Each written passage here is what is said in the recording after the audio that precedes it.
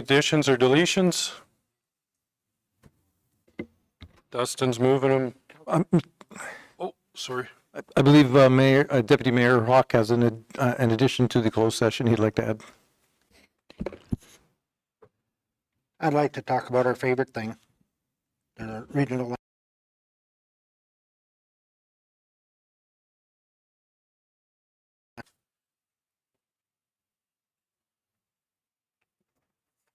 Okay, landfill's enclosed. Dustin's still moving with the addition. Vote.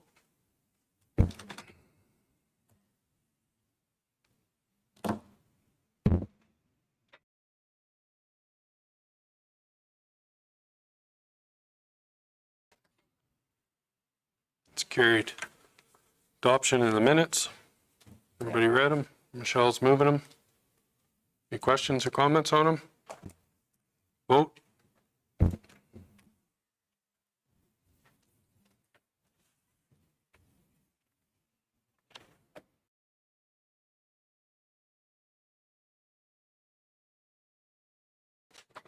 That's carried. All right, we will move into subdivision and development. A development for 2620. Thank you, Mr. Mayor. I'd like to extend an invitation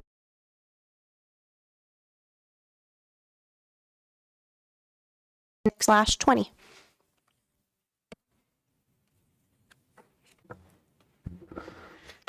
Good morning. I trust you've all had an opportunity to read through the application. This development permit application is just to construct a 40 by 75 foot accessory building and the demo.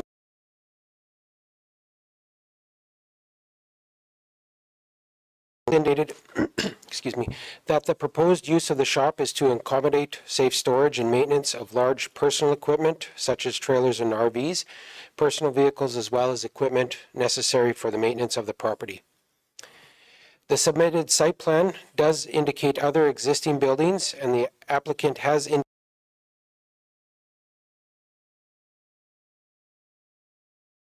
the barn as labeled on the site plan would stay. All other accessory buildings have been removed. With respect to the municipal development plan, land use bylaw, other statutory documents, county bylaws, policies, and plans, the planning department does offer the following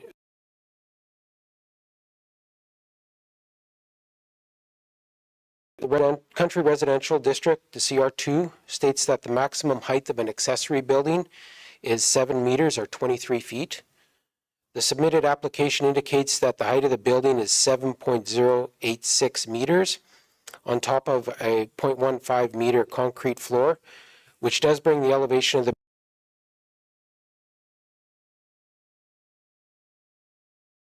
which 4.1% over the maximum allowed under the land use bylaw. The CR2 district states that the maximum allowable size for an accessory building is 223 square meters or 2,400 square feet. The proposed building on the submitted application is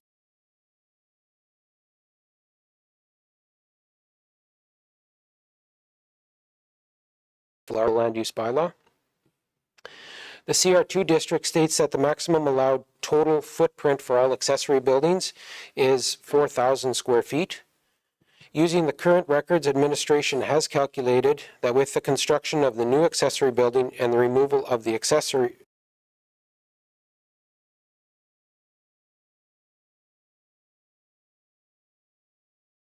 be 4 square feet or 13.1% larger than the maximum allowed in the CR2 district of the land use bylaw. So this recommendation, the recommendation of administration that the development authority deny development permit application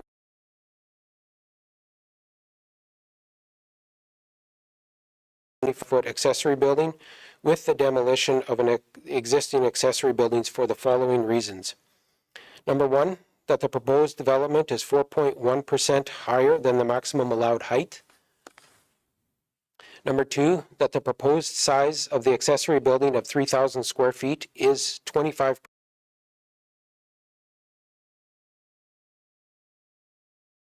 maximum accessory building footprint of 4,524 square feet is 13.1% larger than the maximum allowed in the CR2 district of the land use bylaw. Alternatively, should the development authority desire to approve development permit application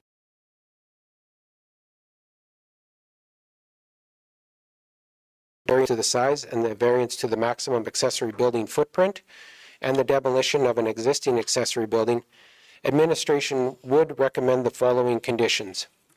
It should be noted that the development authority has the authority to omit, amend, or add to any or all of these recommended conditions.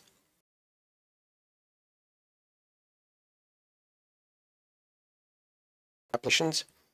Just to point number 8, or condition number 8, that the applicant or landowner shall enter into a development agreement with Cypress County for the demolition of a 20 by 30 accessory building as per the attached site plan.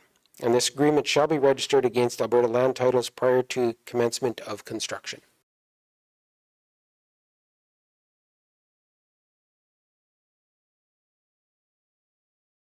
And they will show the site and that the existing accessory buildings that are on the site plan have been removed.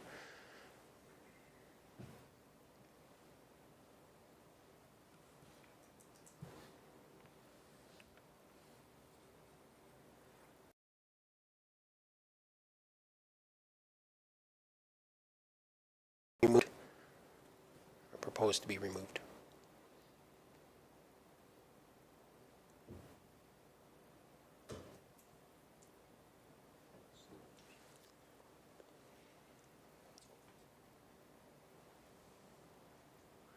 But the other big one will be staying? Yes, the other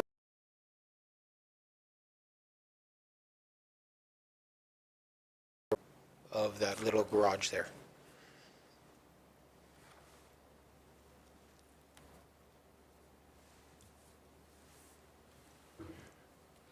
Okay, does the applicant have anything they'd like to?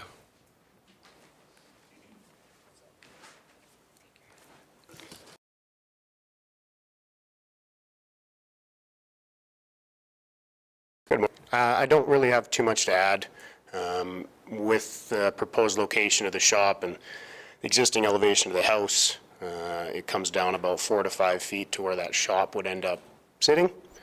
So I believe, the height concern of the additional 9 inches wouldn't really be looked at from the road on its way.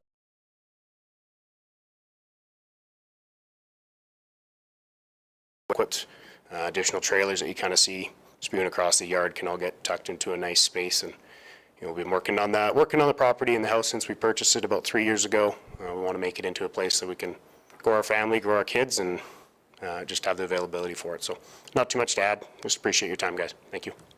Can you just state?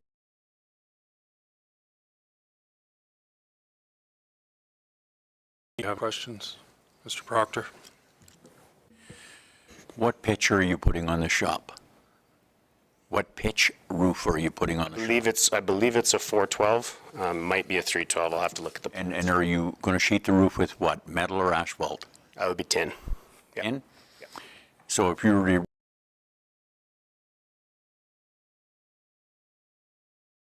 Yeah, I just have to confirm the slope.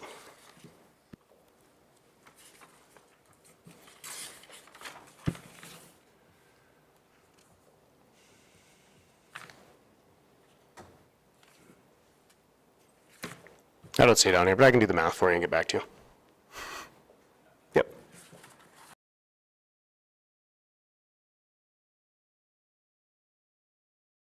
Mr. Mayor, my question is more though for planning. Is this the appropriate time for that question, or? You can have a seat first. Okay. So my question, I know it's been a while since I was on the MPC.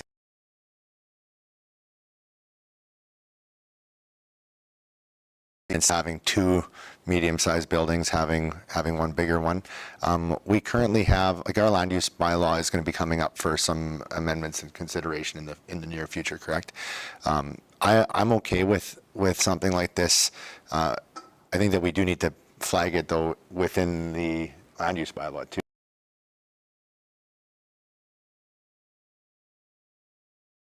We also have to see consideration given to the size of the buildings and the space tying into the size of the parcel that's on there. If it was a 2-acre parcel, I'd probably have a bit of a different opinion. But when you got almost 10 acres, I know the spot well. It wouldn't stick out in any way. So.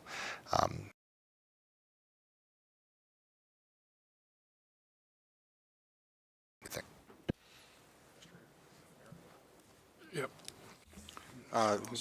Question for planning as well.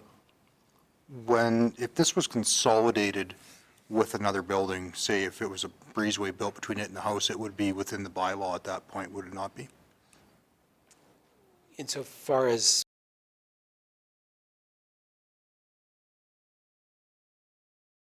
Restriction. If that was actually to be taken and consolidated into one building, so essentially if you joined it onto the house, that would be an acceptable size addition, correct? as part of the principal building, Yes. I would actually. Through the chair, thank you for the question. We do have a section under our present land use bylaw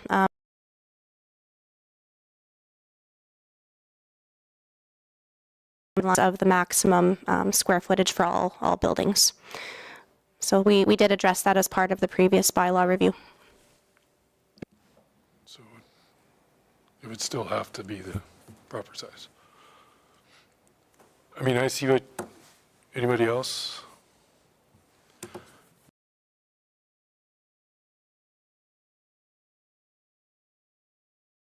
With being on MPC for so many years, I understand everything's getting bigger and that we needs to be looked at, but we just got to remember we're going to set precedents for anything else that wants to come in by what we do. Go ahead. Question for the applicant, if I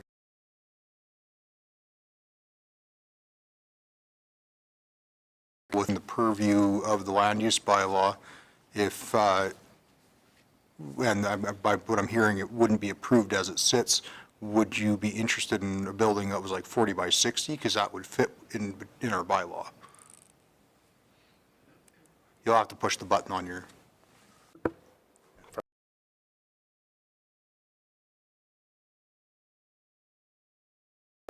Is that what you want to change it to then? Yeah, so if you're good with that, I'll move with that as the building size for the permit.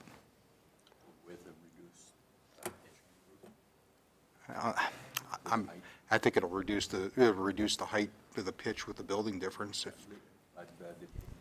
Yeah.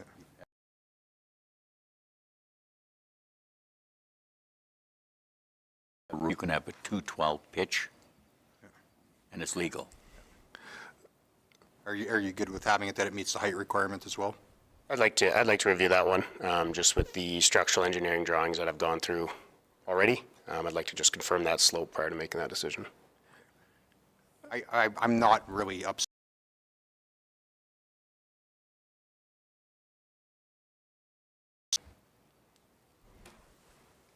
I would move it with it as it exists. With the building size going smaller? You're Building size smaller, but the height could remain. That's minimal to me, 4%. We're talking a foot. Mr. Hogan?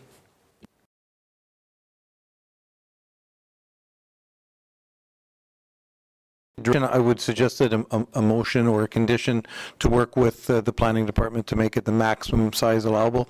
If we just put a number today, maybe there could have been more square footage, maybe less. But if that's the direction that the authority would like to go, just direct administration to work with the applicant.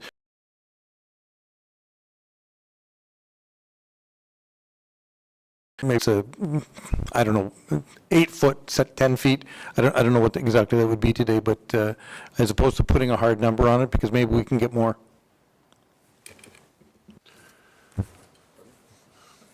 To work with Yep, so I'll just change my motion and work with the applicant to make it the maximum size possible.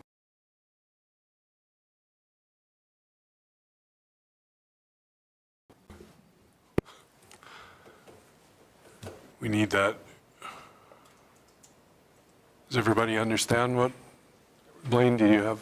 No, Just holding we you. just need to postpone this application for right now until he works with the planning commission. Or the,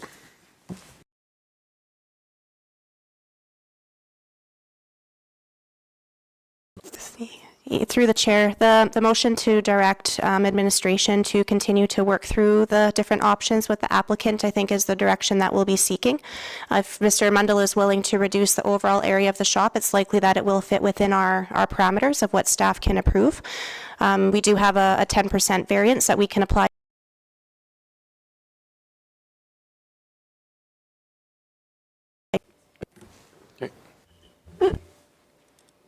And you're good with what we're? Okay. Everybody understands? Any questions on it? Yeah, I do. Oh, Les? Thank you, through the chair. So just for clarity,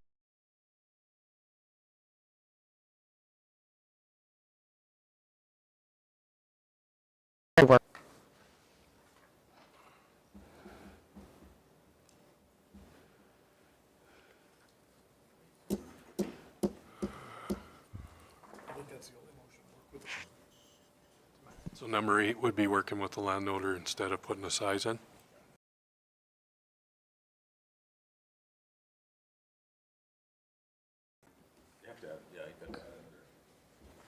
okay. Add number 9. Pardon me, Mr. Yes. Yeah, no? Help me out here, Ms. Brown. Through the chair, because we're not actually issuing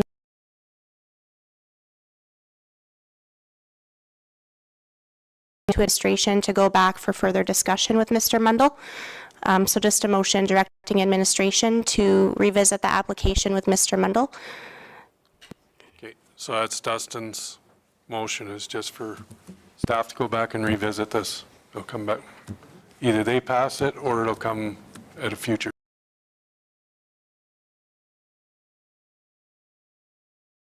That's good? Okay, vote.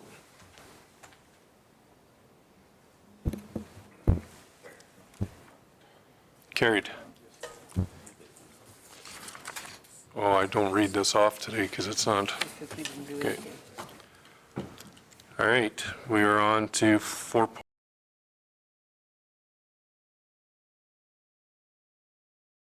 Mr. Stairs again.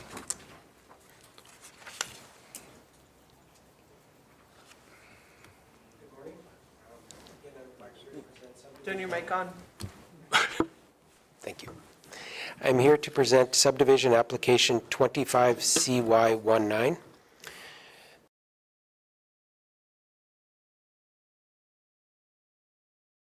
2-hectare parcel from an unsubdivided quarter section. This application, which is for roughly about 8.7 acres from an unsubdivided quarter section for the purposes of creating a separate title. The balance of the irrigated agricultural land, which is roughly 100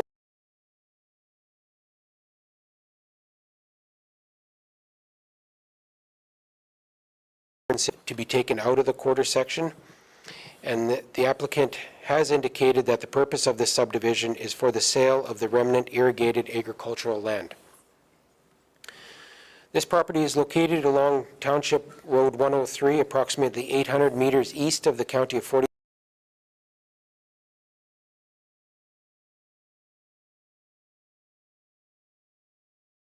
Grain bins, a dugout, which gains direct access to Township Road 103 from an existing approach. The remnant agricultural parcel currently gains an access from an existing approach off Range Road 81.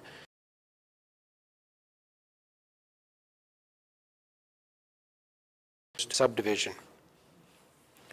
We should note that the proposed subdivision is an abnormal shape. and the subdivision application was designed to accommodate both an existing dugout, septic tank, and field on the east side, and then an existing row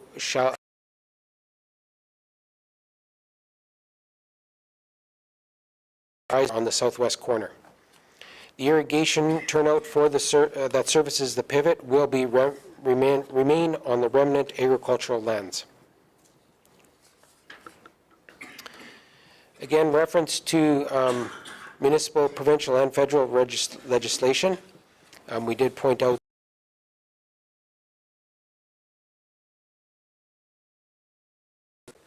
next we have our referrals and comments. 40 Mile Gas Co-op has replied that they have no objections to the subdivision.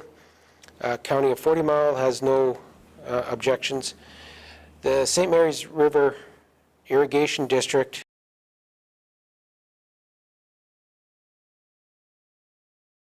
that if the proposed lot wishes to use water from the district for the yard site, a household purpose agreement must be signed.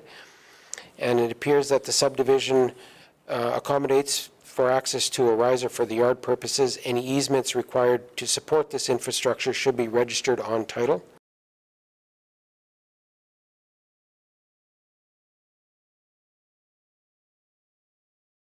And will need to be paid in full. All other circulated places did not have any comments. Administration's recommendation is brought forward just as an effort to assist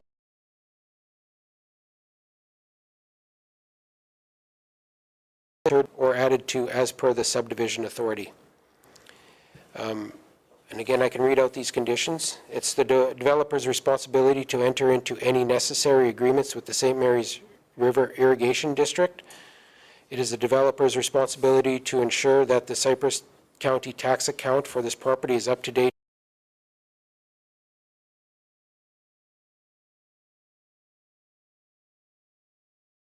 irrigation pivot or end gun into the subdivided parcel. The developer's survey will be required to confirm that there are no encroachments prior to the registration with Alberta Land Titles. It's the developer is required to supply copies of any utility right-of-ways, easements, and/or agreements with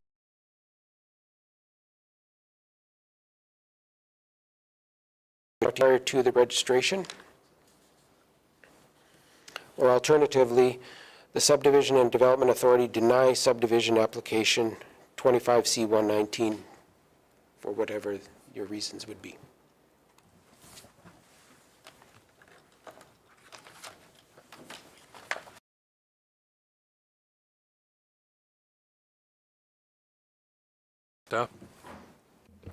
Thank you, through the chair. I have a question about the easements. If there was another approach built on so they could access it, would that easement change, or is it always going to be there? Through the chair, I'm just looking for clarification. Access to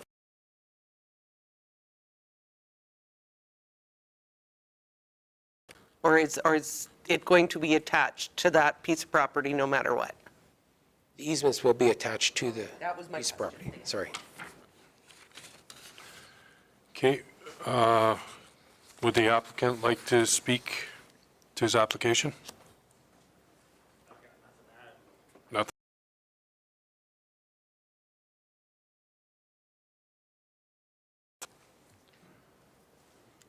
Is there any questions on anything? Lloyd, you're moving it? Lloyd's moving the recommendation as presented. Any questions? Vote.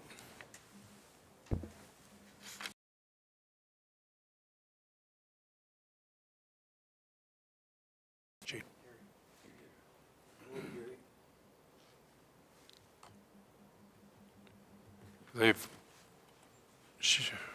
There we go. That was carried. Okay. Your subdivision has been approved, subject to meeting the conditions which were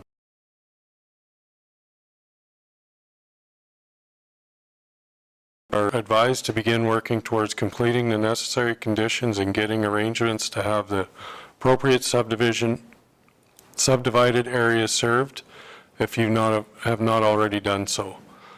You have 1 year from the subdivision approved date to meet all the approval conditions and to have the survey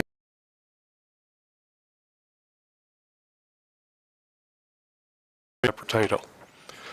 If you have any further questions, you may contact the planner to discuss them after today's meeting. Have a good day. Okay, that is it for subdivision and authority. We will take a 5-minute break.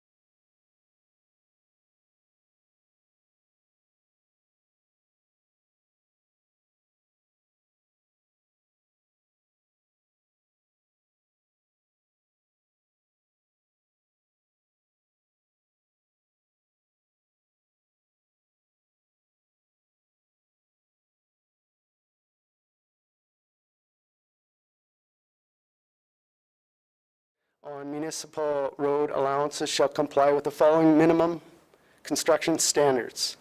Material. The Texas gate shall be constructed entirely of heavy gauge steel. No wood components are permitted under, within, or surrounding the Texas gate structure. Minimum dimensions will be 8 meters wide by 2.1 meters in length, or 2.13 meters in length. The top surface construction shall consist of a minimum of 12 heavy walled steel pipes. Each pipe shall have a diameter ranging from 2 7/8 inches to 3 inches. Support structure. The top pipe shall be welded to a minimum of 6 steel I-beams. Each I-beam shall be a minimum of 6 inches to 8 inches in size. Steel angle iron spacers shall be welded together or between each top pipe and welded to each I-beam to support or to provide structural rigidity. The sleeper assembly. The I-beam shall be welded to 2 heavy walled steel pipes used as sleepers. Sleeper pipe shall have a diameter ranging from 8 to 10 inches. Workmanship. All welding shall be continuous, professional grade, and suitable for long-term exposure to traffic loading and environmental conditions. The finished structure must be capable of safely supporting vehicle traffic.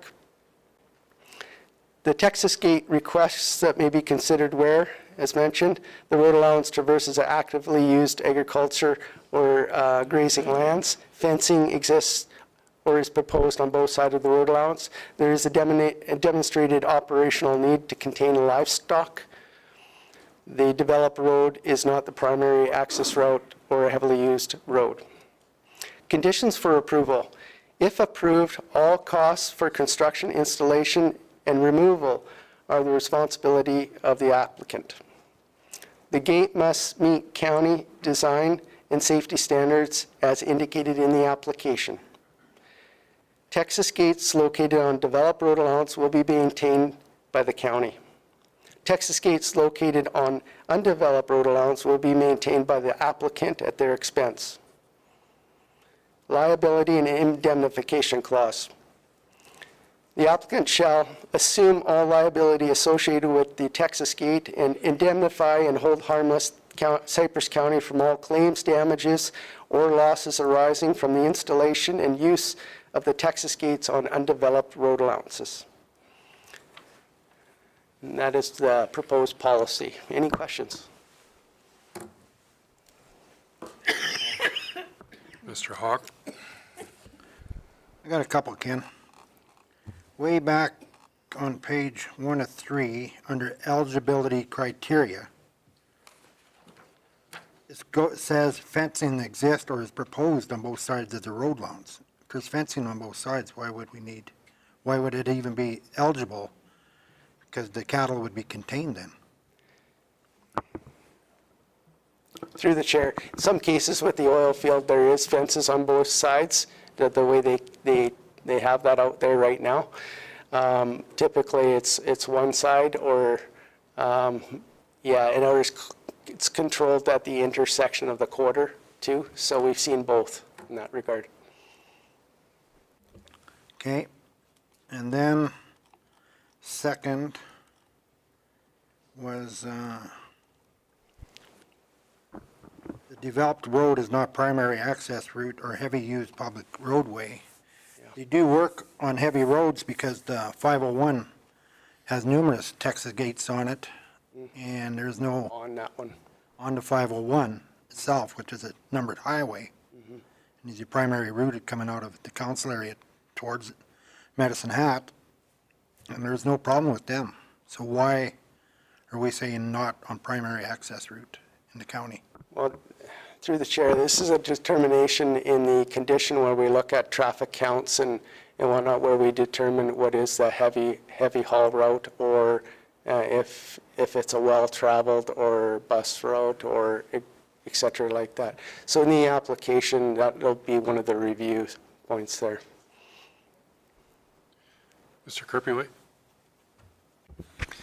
Thank you. My question is for administration. With regards to governance and going back into the 80s, it was not uncommon for Texas gates to be put in as motions of council. I'm just curious whether or not us having a policy like that now brings in sweeping authority to just, make decisions on that, or does it still require a motion of council to undo a previous motion of council? Thank you, through the mayor, to Councillor Kerpwhite. The policy direction is the direction that administration would take going forward. So previous decisions made by council to put Texas gates in would remain. We would not be going out and removing them. That would require a rescinding of that particular motion of council to put that Texas gate in. This is a moving forward process. As Texas gates age out and as people want to remove them, we certainly will allow that to happen, but there's no impetus here to go backwards and to remove Texas gates based on this policy. This is a go-forward policy from now and into the future. We've had some very weird, strange requests for Texas gates in the last 6 months, and when we looked at the old policy didn't really have much in it other than had to come to council. We don't come to council with road allowances or, with approaches. We didn't see why we would come to council, why we'd get council involved in, that small piece of a road. So, but it's moving forward, it's not moving backwards. Anything that's in the ground now will remain as per that council motion to put it in the ground. Any other questions?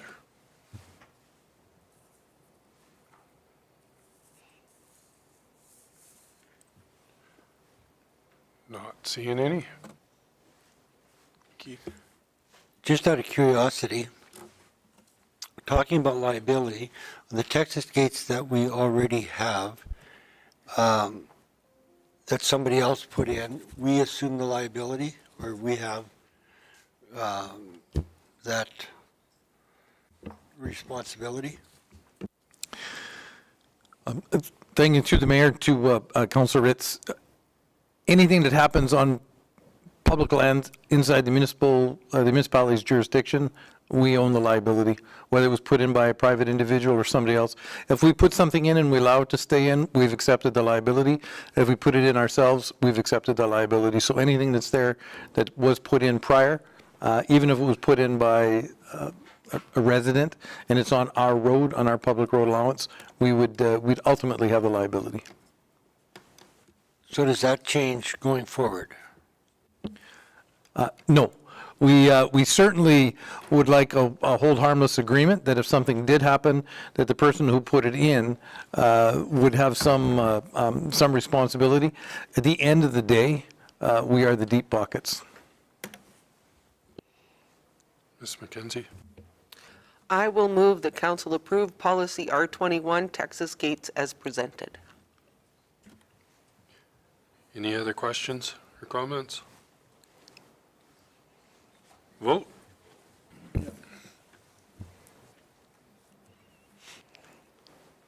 That's carried. Thank you, Mr. Jacobson. Are we good to go? Okay, so we'll go back to 8.1 then.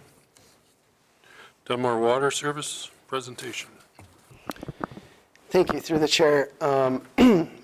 For you now, administration is pleased to present to you the Dunmore wastewater study. Council has directed us through resolution 2025/362 on December 2nd.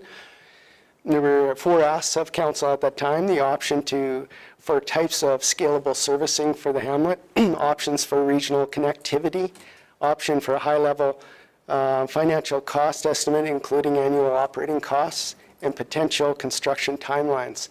And today we have MPE with us, Greg Christensen, who will present his findings on this study.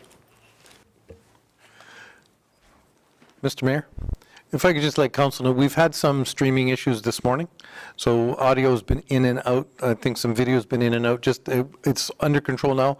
But if you do get any questions, there has been some glitches in the matrix this morning. Not just here, it was at my house this morning too.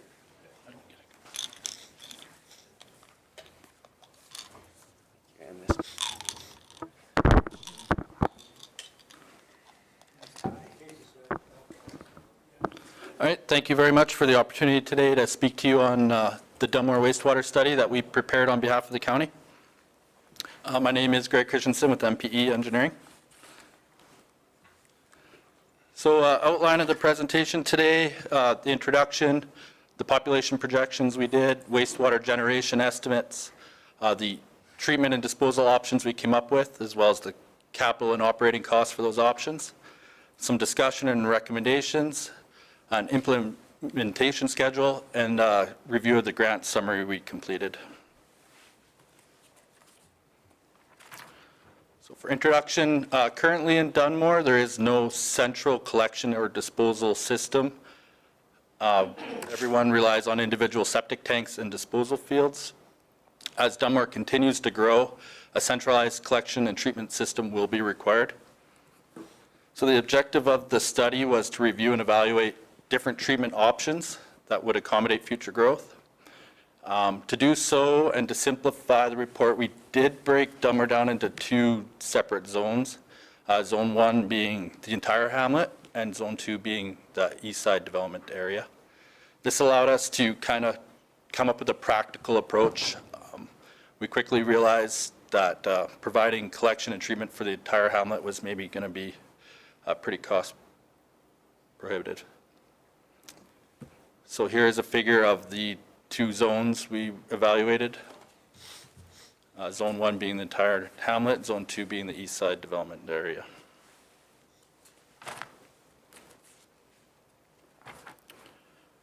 For population projections, the study utilized a 25-year time frame. We did assume 1.26% average growth rate, which was the average growth rate included in the Cypress County Municipal Development Plan. So based on that, in 25 years, we are projecting a population of 1,500 people in the hamlet of Dunmore.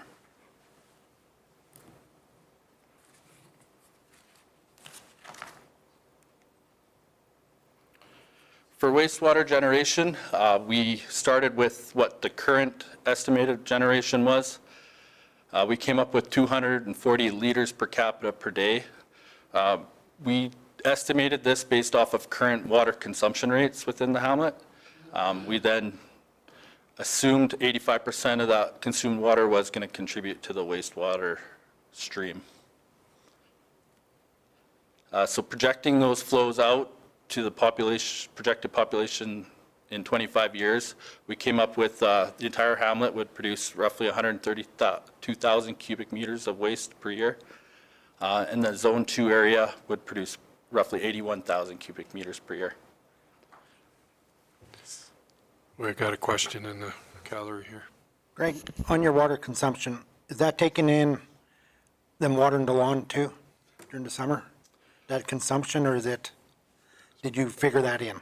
Yeah, through the chair. So we looked at the cold weather month water consumption and then took 85% of that as contributing to the wastewater stream. So by doing so, we tried to exclude the water that wouldn't have made to the waste stream, including irrigation. Good question. So we also did assume that all future population growth in the hamlet would be in Zone 2. Zone, like I guess the west side of the hamlet is pretty much built out, so. Just another note that 240 liters per capita per day we did estimate is in line with other hamlets in the county, as well as other municipalities in southern Alberta, so that number was not a surprise. So the options we reviewed for collection and treatment, option 1 being a connection to the city Medicine Hat sanitary system. Option 2 was to construct a wastewater lagoon, and option 3 would be to construct a mechanical wastewater treatment plant. So for option 1, the transfer to the city Medicine Hat, in general, it includes a transfer pipeline, and in this situation, 2 lift stations. That pipeline would have sections of both pressurized force main and a section of gravity pipeline. So the green in the figure is the gravity section, and the blue would be the pressurized force mains. There's a chart there showing the general topography of that pipeline. For the purpose of this report, we have assumed a tie-in location with the city. We were unable at this point to verify that, but it is a tying into a trunk main within the city, so we've kind of, I guess it's worst case scenario, there's a chance we could maybe tie in closer to the hamlet. So this option would be similar to what's currently happening in Desert Bloom.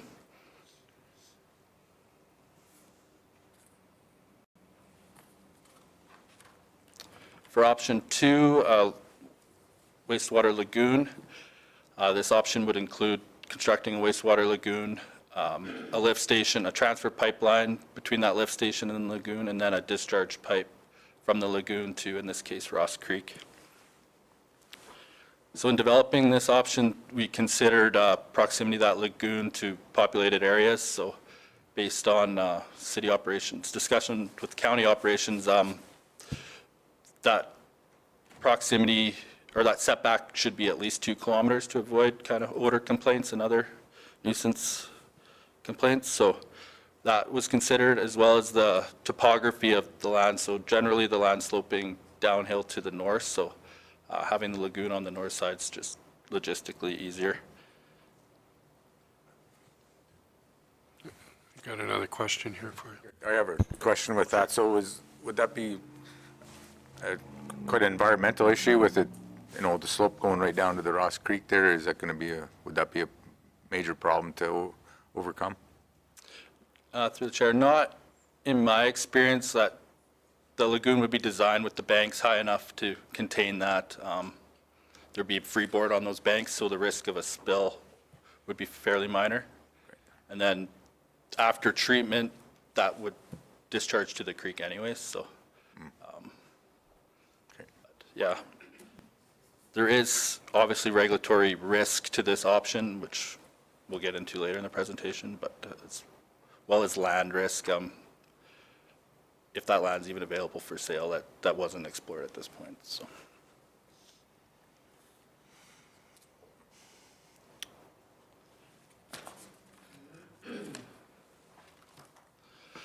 For option 3, we reviewed construction of a mechanical wastewater treatment plant. So similar to the lagoon, we had a 2-kilometer setback from populated areas. This option would include a lift station, a transfer pipeline, and a discharge pipeline to the creek. In this scenario, we did have to account for the wastewater generation of the entire hamlet, whereas the other 2 options, there's more flexibility in the production, wastewater production, so we did only consider zone 2. But a minimum size for wastewater treatment plant, a practical wastewater treatment plant, would require the flows from the entire hamlet being collected and treated. So. Would that mean that they're not on septic anymore? Yeah, correct, sorry.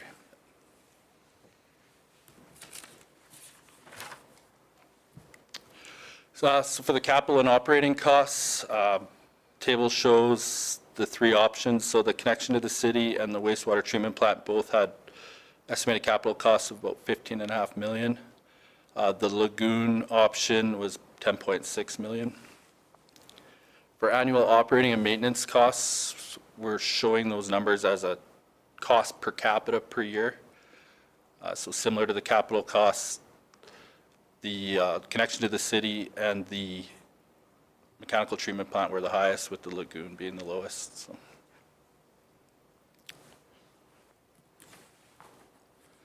The capital costs, or the operation and maintenance costs for the connection to the city, does include the rate the city would be charging the county for the transfer of that wastewater.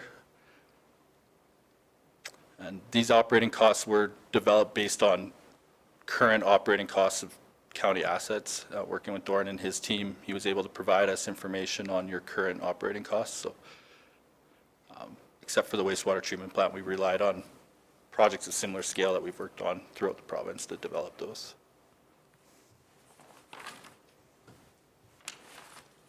Mr. Hawk? I have another question.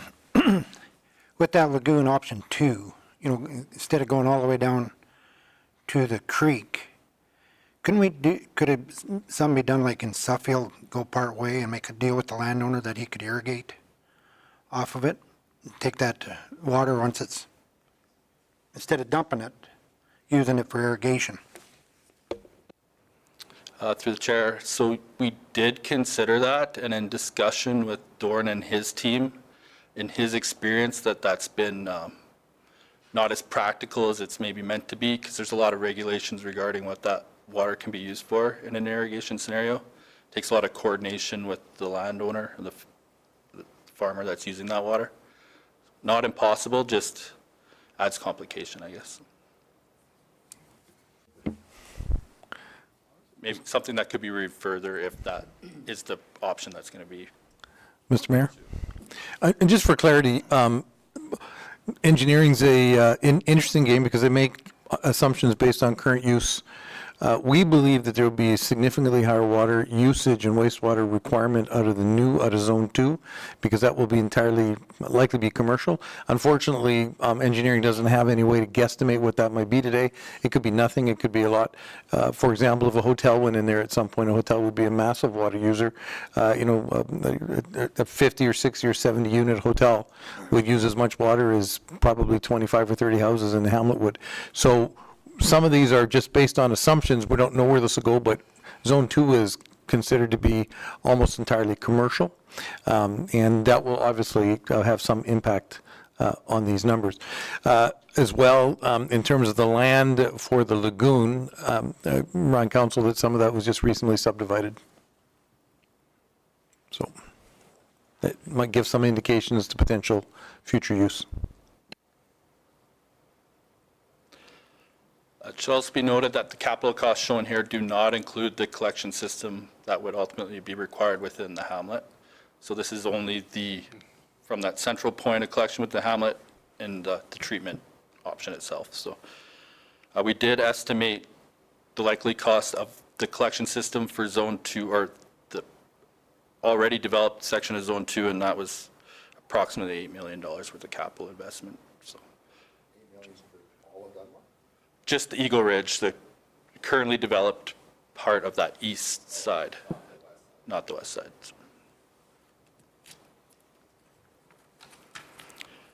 We also did assume that any collection system in undeveloped area as it goes in would be paid for by the developer.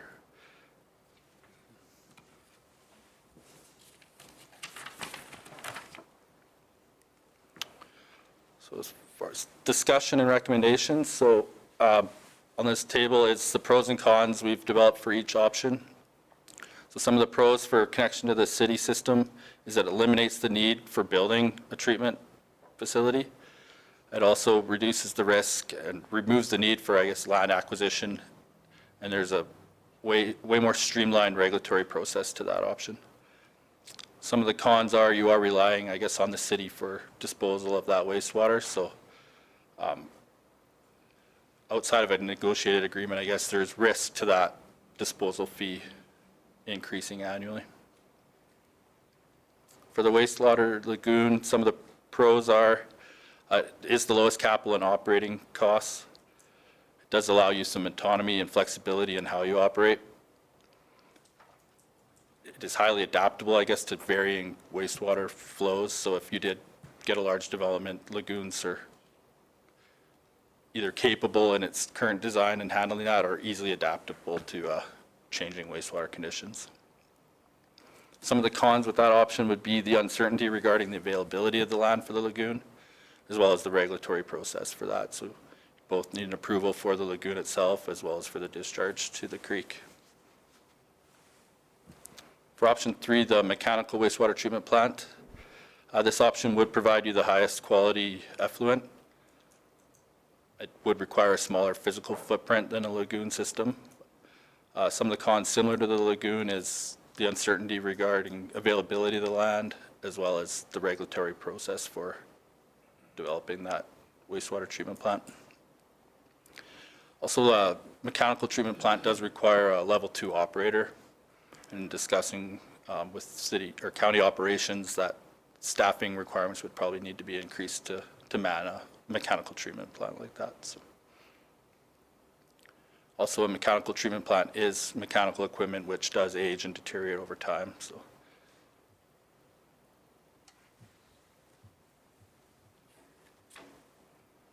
I guess all that said, we are at this point recommending to pursue option 1, tie into the city, just based on the kind of review of the capital costs, operating costs, and the pros and cons and risk factors at this point.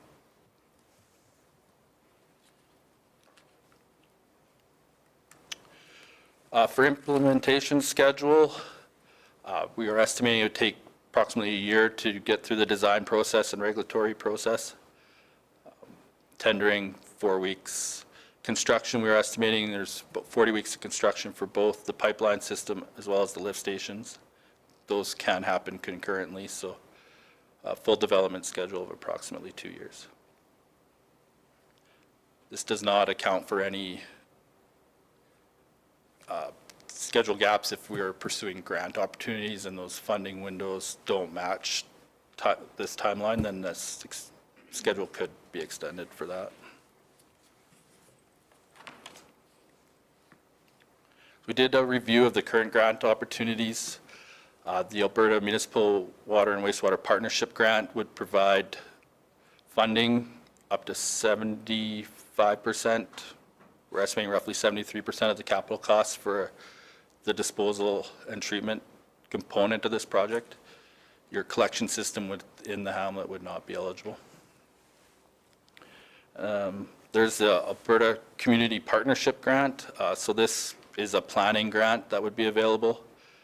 Most likely, especially in the scenario where if you were pursuing a connection to the city, as it is a partnership grant. So this would provide you up to $200,000 worth of funding for planning and engineering.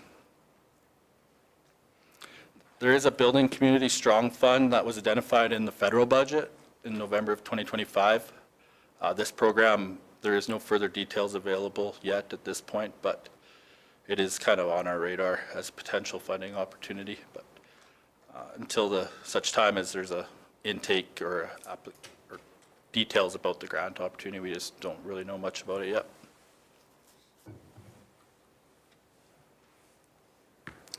That's all I had. Thank you very much. Any other questions?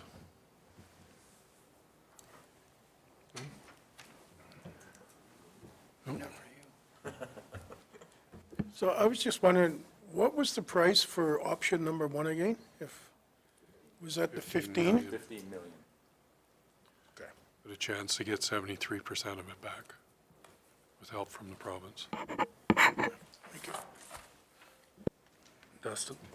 I guess question through the chair to staff, what would if we were to go ahead with something like this, what would our plan be moving forward? How fast would we have to implement this to get it done in a timely fashion? And then what would cost recovery be like in the term of offsite levies?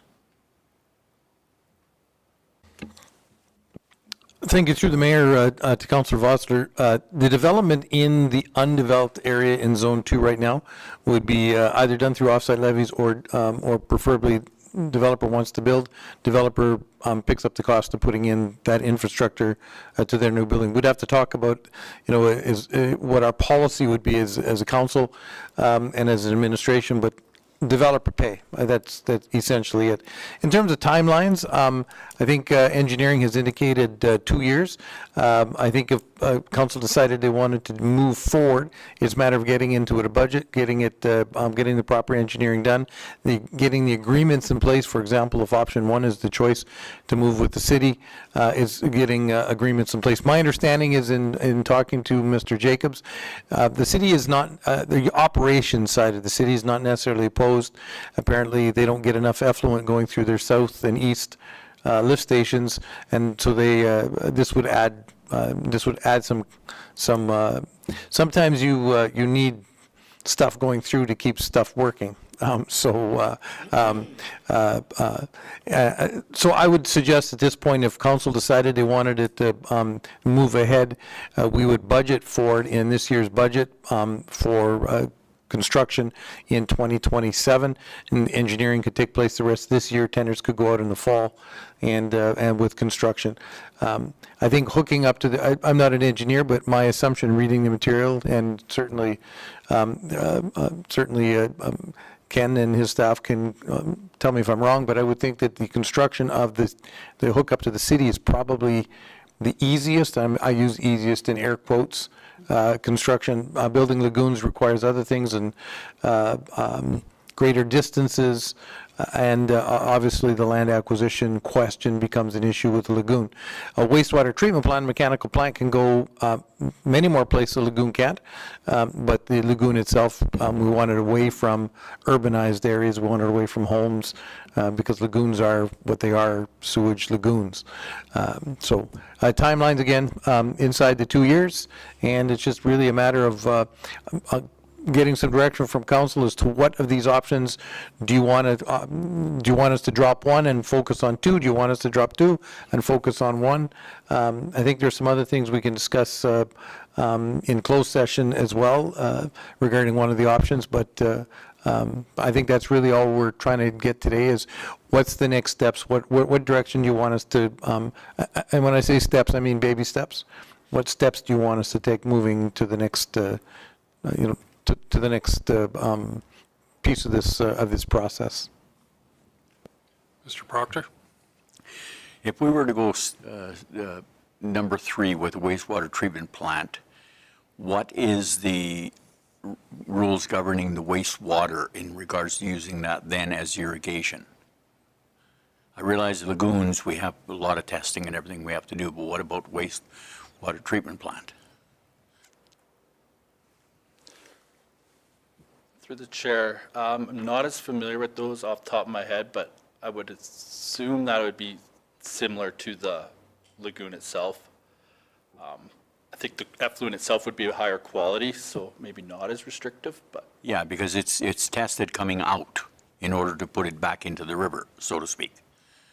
So I think with that test, we could probably also use the water for irrigation easier than we could with the lagoon. Yeah. Okay. And there is regulations or guidelines at least up through Alberta Health that would set out that process. Any other questions?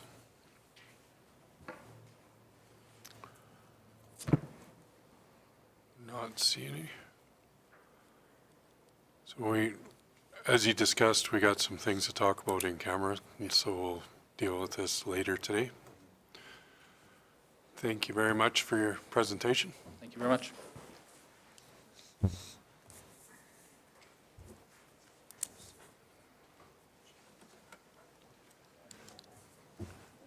Okay, we'll move ahead to 9.1. Bylaw 2026-05.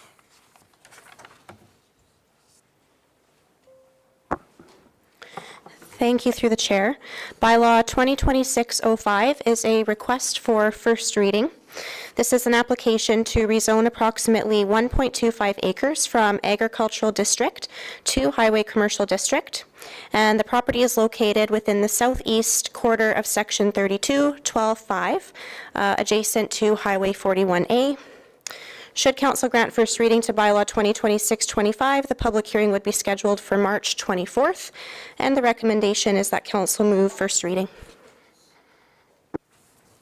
Thank you, Ms. Brown. I got a question. You can move first reading, then you can ask. I'll move first reading. Go ahead, floor is yours.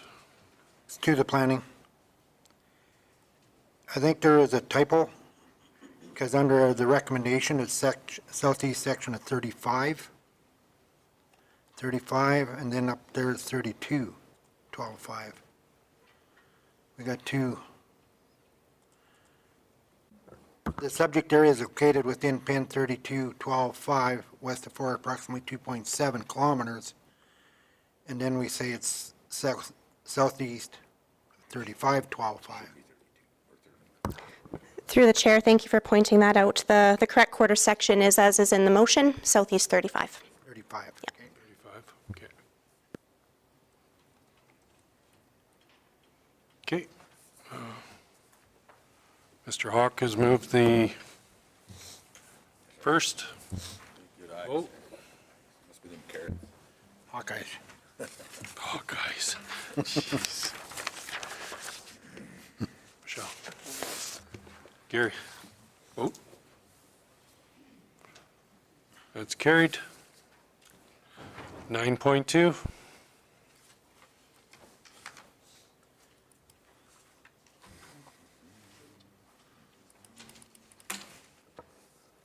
Good morning through the chair. The Center for Innovation in Medicine at College connects entrepreneurs and small to medium-sized businesses with expertise, space, and resources needed. They drive innovation and strengthen regional vitality while bringing together researchers, faculty, students, and industry partners to work collaboratively on solutions that matter to our region. Agriculture in southeastern Alberta continues to face C4I, is applying for grant funding to conduct applied research to address evolving challenges in ag, including variable moisture, increasing climate pressures, rising input costs, and the need for improved agronomic efficiency by generating practical field-validated knowledge that supports producers, industry partners, and the broader ag community.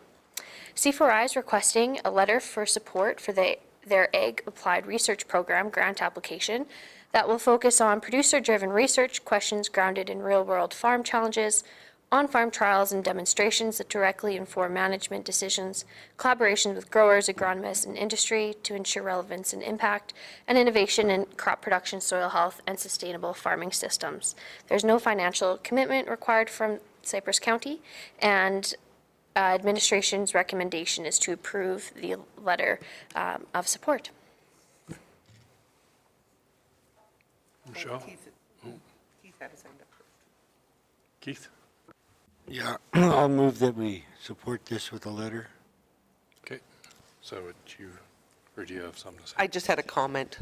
Okay. Thank you that it didn't come in at the last minute, and so I'm willing to approve it because it's actually here and lots of time for us to do so. Any questions or comments? Vote.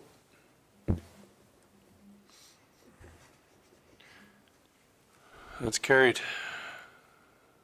9.3.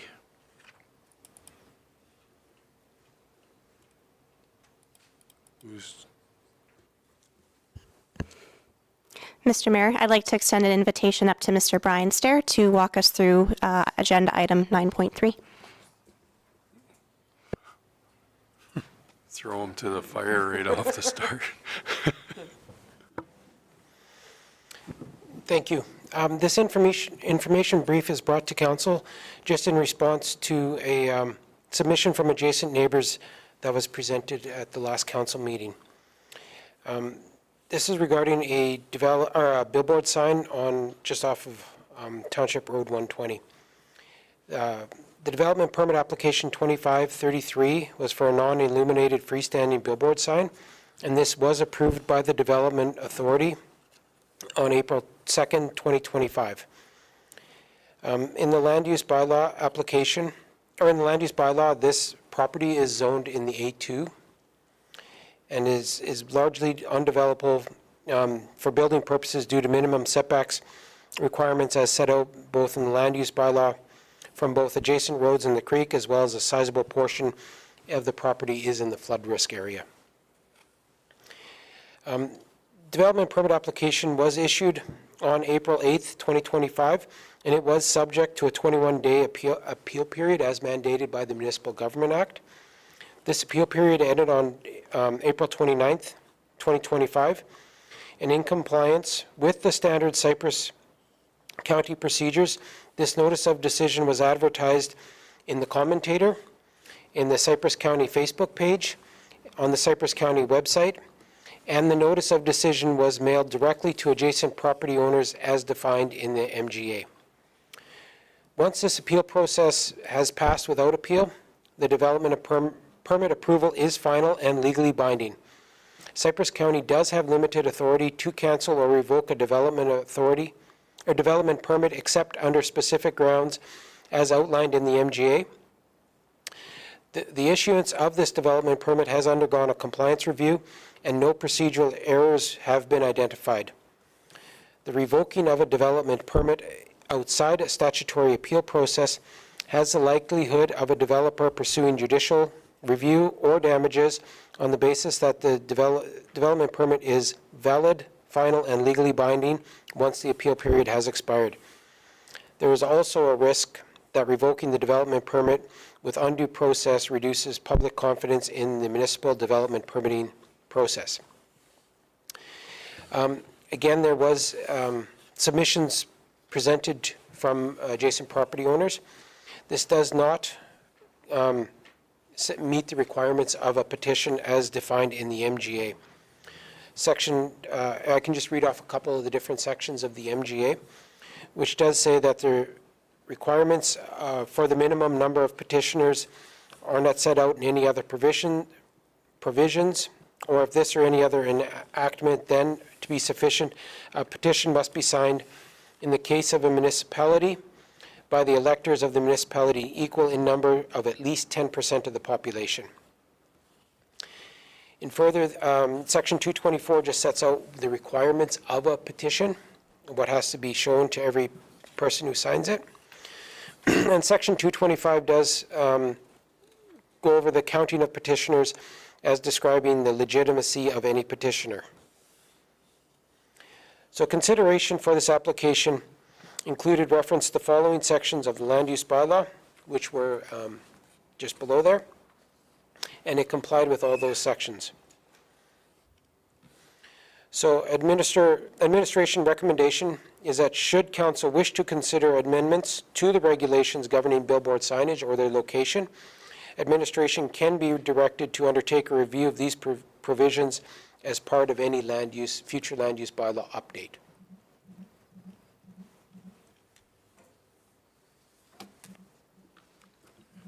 Thank you. Dustin? Okay, I have a motion. I'll move that council acknowledges the concerns raised by the area residents regarding development permit 2533, and that council affirm the development officer's decision as the permit complies with the land use bylaw and the statutory appeal period has expired.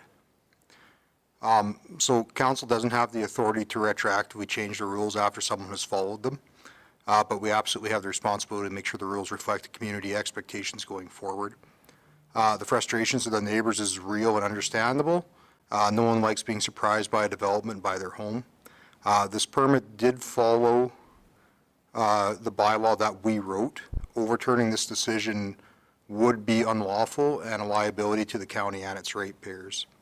So following this motion, I have a second motion in regards to that.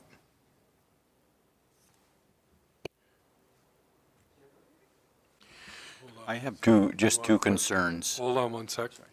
Do you need clarification?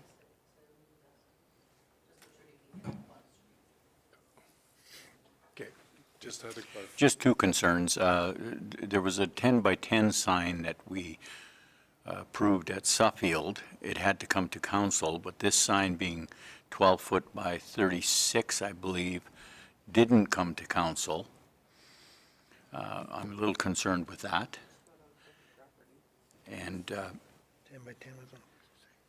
Through the chair. the other thing is that we had mail strikes going on at the time. Have we done any research to see whether or not the mail strikes affected the people's ability to get notification, i.e.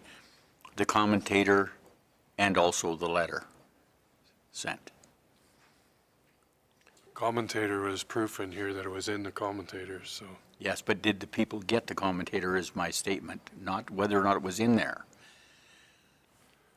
I know during the election, both commentators that I advertised in, I didn't get either one of them until the following month. So if I may, through the chair, this billboard sign does comply with all aspects of the land use bylaw, both with size and height in the district that it was, that it falls under. if I can refer to the other sign that you had concerns about, that freestanding sign did not comply with the regulations in the land use bylaw for a freestanding sign for both size and height. And that's why it was brought to the Development Authority for that variance.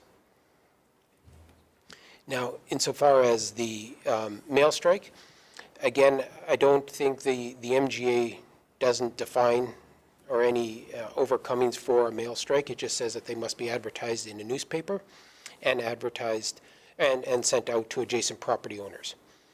Again, it doesn't talk about the federal the federal mail strike. However, I would like to point out that it was also advertised on our Facebook page as well as on our website.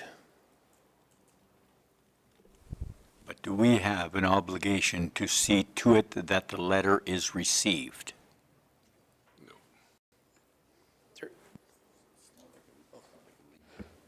Thank you, through the chair. Just to add to that, during that mail strike, the Cypress Courier wasn't delivered to our residents. However, we struck up a deal with the courier to have it. They sent us the electronic version of it. And we, of course, because it's news, we can't put it on our social media, but we advertise it on our social media, and we actually housed all of the Cypress Couriers on our website. So we did 2 notifications that way as well.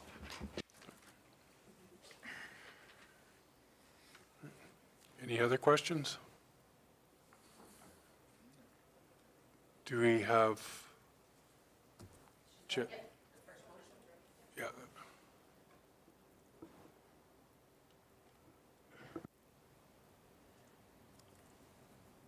Does anybody have any questions or comments on it?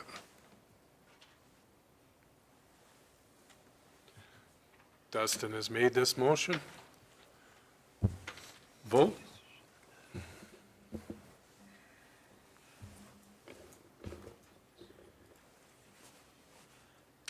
That's carried.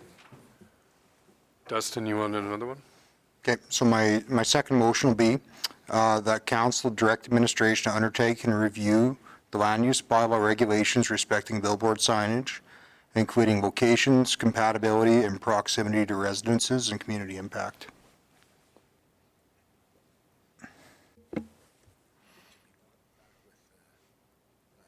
Yeah, and to be brought back with the land use bylaw amendments when they come forward. I'm just waiting for Yes. And I guess I'll just further speak to it again. You know, I guess we acknowledge that maybe there's something that should be changed in the land use bylaw, but we can't make changes retroactively, but we can do our best to address them going forward. At least look at them. Or at least look at them. Yep.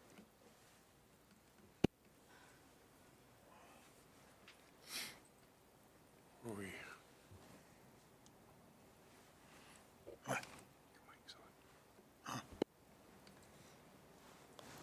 Okay, that's what you're saying there, Dustin? Just like what I wrote, yep. Okay, any questions or comments on it? Mr. Proctor? I'm just concerned that if we pass a motion like this, we're basically admitting that we may have possibly laxed our rules and allowed this one particular one to slide through. Are we giving them ammunition, more ammunition than what they've already got? I don't think this is going away. We didn't lax any rules. We followed the rules to a T. We're looking at it to see if we need to do any changes for the future. So no, I don't believe what you asked is correct, but anybody else can comment on that if they'd like. Mr. Ritz? Part of maybe a consideration we have is on this particular road, the use of the road and the proximity to houses has actually changed over the last number of years from just a country road to a primary route. And unfortunately, I mean, I drive down the road all the time and I go, boy, I wouldn't want to live there. You know, the amount of traffic right outside your window.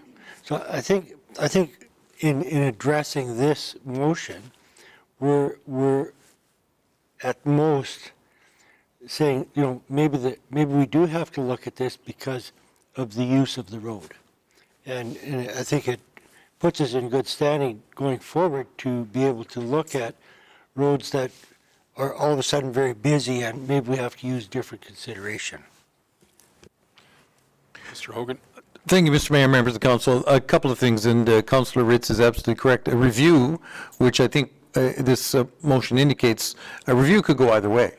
A review could say, listen, the 120 is a very busy commercial road. As a result, maybe it goes the other way. Or a review could say, hey, we need to tighten up our regulations in and around urbanized residential areas. I don't know where the review would go. A couple things. This particular piece of land use bylaw has been in place for years.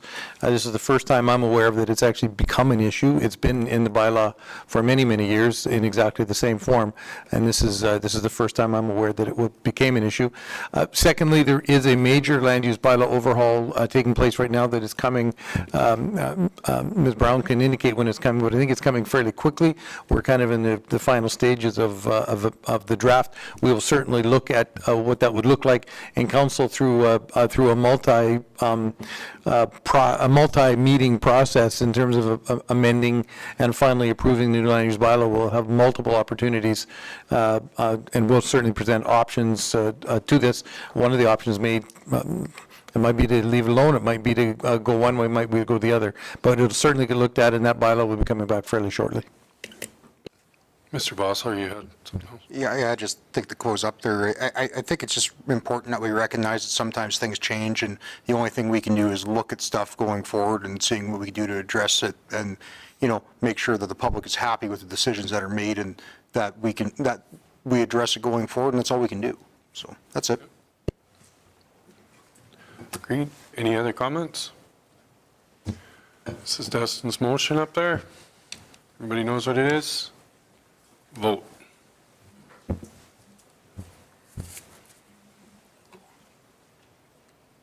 That's carried.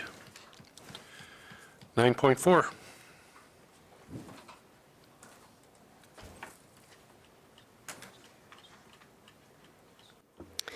Thank you through the chair.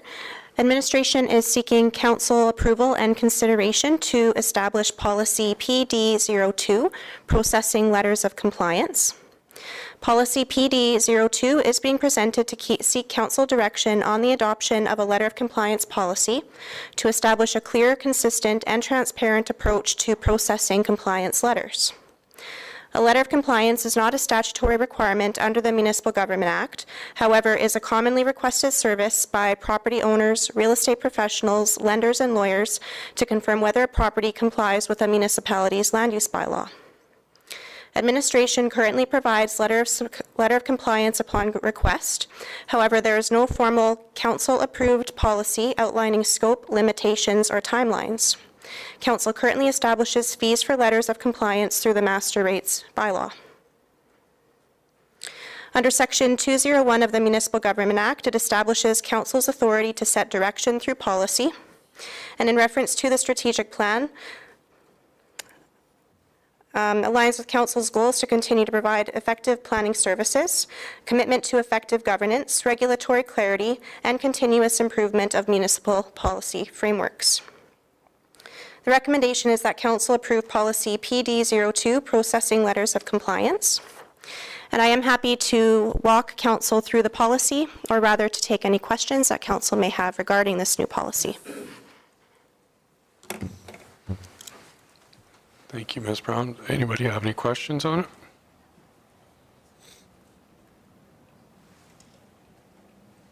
it? I understand it's needed, so I...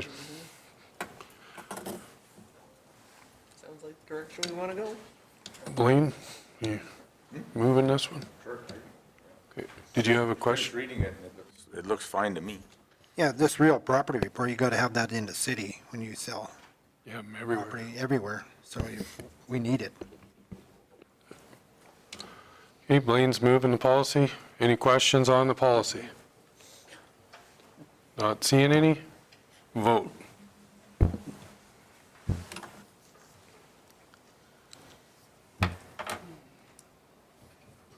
That's carried. 9.5. Thank you through the chair. I am pleased to present the Q4 reports for Planning and Development Services as well as for Economic Development Services.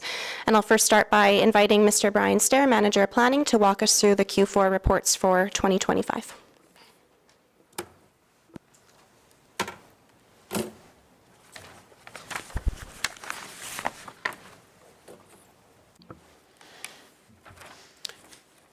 Thank you. Just bringing up the fourth quarter report. In the fourth quarter of 2025, Cypress County did accept 34 development permit applications, and there was one Municipal Planning Commission meeting. We did endorse 4 subdivision applications, and we overall had a value of development of roughly about $9.5 million. Moving on, we do have a list of the development permit applications that were taken, with the majority of those being accessory use, which is fairly typical, but we did have 9 residential, and we do have a percentage there with the majority of those development permits being in Ward number 7. Of those 34 development permit applications, 27 were approved by the development officer, and 5 were by the Municipal Planning Commission or Subdivision Authority. We do have the timeline for development permits as next. Average calendar days for a development permit decision, those that were done under Class 1, which are approved by the staff, it was roughly about 12 days. And those done through the Municipal Planning Commission or Subdivision approval, those were approved in roughly 49 days. With the new subdivision authority being more often through council, there is a hope and intent that that 49 days will be reduced significantly. The Municipal Government Act does require those to be done within 40 days. Again, we do have the different types for development permits. Again, there was 6 new residential builds were applied for and approved in the fourth quarter, and there were 3 mobile or modular move-on homes as well. We did have, under the accessory buildings, the majority of those were under for farm equipment or storage buildings, and under the industry, we had 1 temporary use and 4 home-based businesses, and then 1 regular business. Following is a list of all those development permits that were approved by in the Development Authority through the fourth quarter. And then if I can just move on to our quarter 4 projects update. We are working through 2 significant renewable energy projects, the Blue Bridge solar project and the battery energy storage project with Infinite. As well, we are working through the land use bylaw amendment concerning the Subdivision and Development Authority and the public hearing preparations, which have been finalized, as well as we have ongoing developer meetings and ongoing land use bylaw enforcement files. The GIS and MIMS at a glance, they were working on their semi-annual land ownership maps updates, utility line updates, asset management review and update, as well as land use and subdivision diagrams for the council and MPC. And they did start some preliminary work on the 2026 mowing schedule for the RFQ. If there's any other questions? I have one just on the 49 days. That includes the 21 days of the advertising for the, she said we're supposed to have it done in 40 days? So the 20 days, under the Municipal Government Act, the municipality has 21 days to let the applicant know if their application is complete or if they require any further information. Once that letter has been sent out, then the municipality has 40 days to issue a decision on a development permit, or they can get an extension. So this is not uncommon for extensions to be asked for if the municipality requires more studies or more information, or if meetings don't line up with that 20 or that 40-day timeline. So we stayed within the 40 days because there's probably some. We might have had to ask for extensions on those which is not, again, not abnormal, because my understanding was the MPC meetings used to be held on a monthly basis. So depending when those applications came in, we might have just naturally gone over that, just waiting for the meeting. It is our intent now with this new format, with the Development Authority resting with council, that because those happen every 2 weeks, that we can significantly bring down that timeline. Perfect. Okay. Any other questions? Thank you.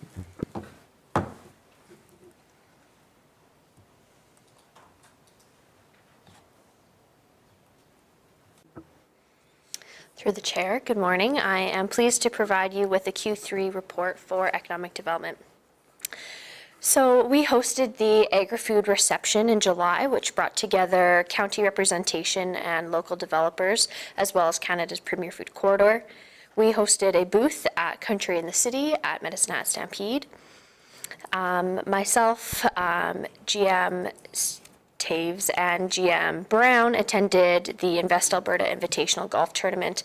We were able to make a lot of great connections and put a face to the people that I communicate with quite often. And I also attended the SiteLink Site Selection Conference in Red Deer, and we will be hosting this event here September 16th to 19th. Here are some of the stats in comparison to Q3, natural fluctuation due to summer slowdown and gearing up for egg connections. A few of these were previously mentioned, but I wanted to highlight the Economic Development Task Force meetings. This is our working group to support the direction and implementation of the Cypress County Economic Development Strategy.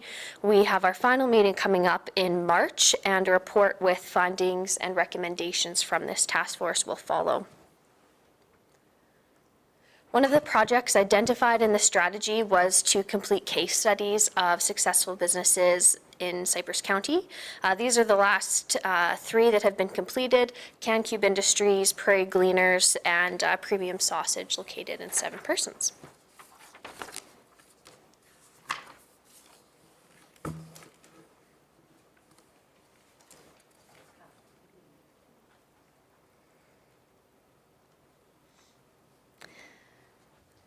Moving on to the Q4 report for 2025. Q4 was very busy. The first thing was a trade mission to Tokyo, Japan through Palliser Economic Partnership. We attended or we toured various types of retail outlets to learn about their consumer preferences and opportunities for Canadian products. The consultant that Palliser had brought on for the mission is well connected to 7-Eleven, so that brought a really great perspective of some of the products that they're looking for, and the Japanese market really values Canadian egg products. We attended the Health Ingredients Show, where we saw a lot of new agri-food technologies and products, and we were able to discuss with these companies the raw products that we have here in Canada. We visited the Canadian Embassy and met with their team to each promote our respective municipalities. And like I mentioned, we partnered with Palliser Economic Partnership for this mission, and since then we have been working with them on ways that we can continue this work and connecting our producers here in the county with the opportunity to export. One of the things that we did is at Egg Connections, we had a session for producers where they were able to meet with this consultant, and some of the producers are still continuing conversations with them. We hosted the 5th Cypress County Connections Business Luncheon during Small Business Week. We partnered with Safety Buzz Campus and hosted at their facility just in an effort to showcase some of the great businesses that we have here in the county. It was a very well attended event, and moving forward we're going to be doing it once a year in October during Small Business Week. Here's some more of the stats. Site selection submissions, those are the ones we receive from Invest Alberta, so they change based on what they send out to us, and we submit for almost all of them. Some of the notable projects: we hosted the elected officials economic development training for our councillors, and I wanted to mention last year, Cypress County provided a letter of support to Safety Buzz Campus for their application for the Government of Alberta Industry Advancement Grant to support training for Alberta's agriculture and ag-related industries. They were successful in their application and received funding to provide fully funded Class 3 training for those in ag or ag-related industries. Cypress County Economic Development is on the working committee for this grant, and I encourage councillors to share this opportunity with ratepayers. And if you'd like more information, please reach out. And now I'd like to provide an update on Ag Connections, our professional development event for primary producers. So this year we kicked off the event with our pre-conference reception, and we partnered with Palliser Economic Partnership, who provided the planning for this event and paid for most of it. And we're really fortunate to have both the Premier and MLA Cypress Medicine Hat speak and attend the conference and network as well. So the next day was our actual conference, the third annual, and the event has grown to be quite successful. This year we had 348 attendees, 39 speakers from across Canada, 45 exhibitors, and 25 sponsors. We had 3 keynote speakers, including Premier Daniel Smith. Topics covered included mental health, tariffs, applied research happening at the college, landowner rights with renewable projects, biosecurity, and much more. And like I mentioned, we also hosted a session for producers interested in exporting to Japan. Feedback continues to be extremely positive. Thank you to Mayor Hamilton for speaking at both the reception and the conference, and thank you to Council for attending. Now I'm going to share a recap video of the event that was produced by Colton McKee.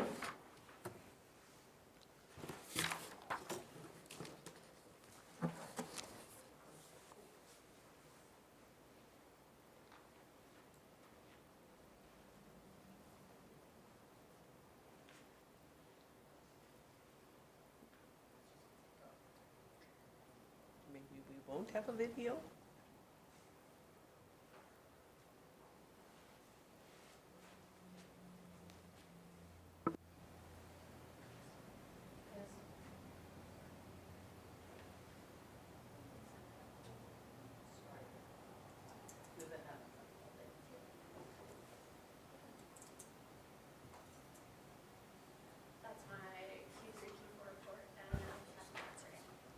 Happy to answer any questions.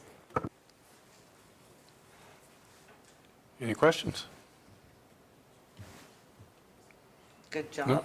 Yeah? No, very good job. Thank you. Okay.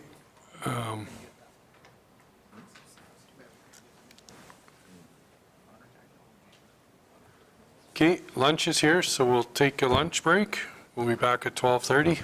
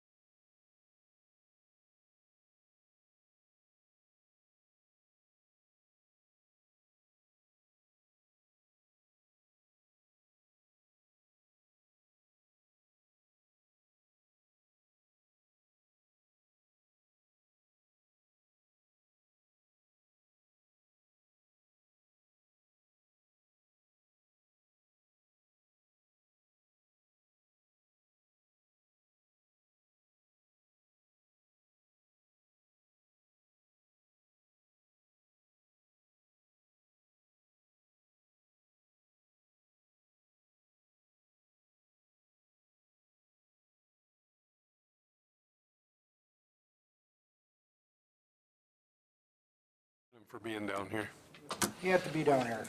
Quit bugging him. helping you. And you. Mine was done. Yeah, right. Okay, One of them. 10.1. Mr. Cartwright. Good afternoon, Council. Through the chair, on January 13th council meeting, Council directed administration under Resolution 2026/021 to draft a letter to the Canadian Food Inspection Agency and the Alberta Premier regarding concerns about the regulatory amendments under Part 15 of the Health and Animals Regulations. Specifically, the currently proposed amendments impose significant administrative burden, cost, and operational complexity on cattle producers without a perceived benefit to animal health or response during a health-related event.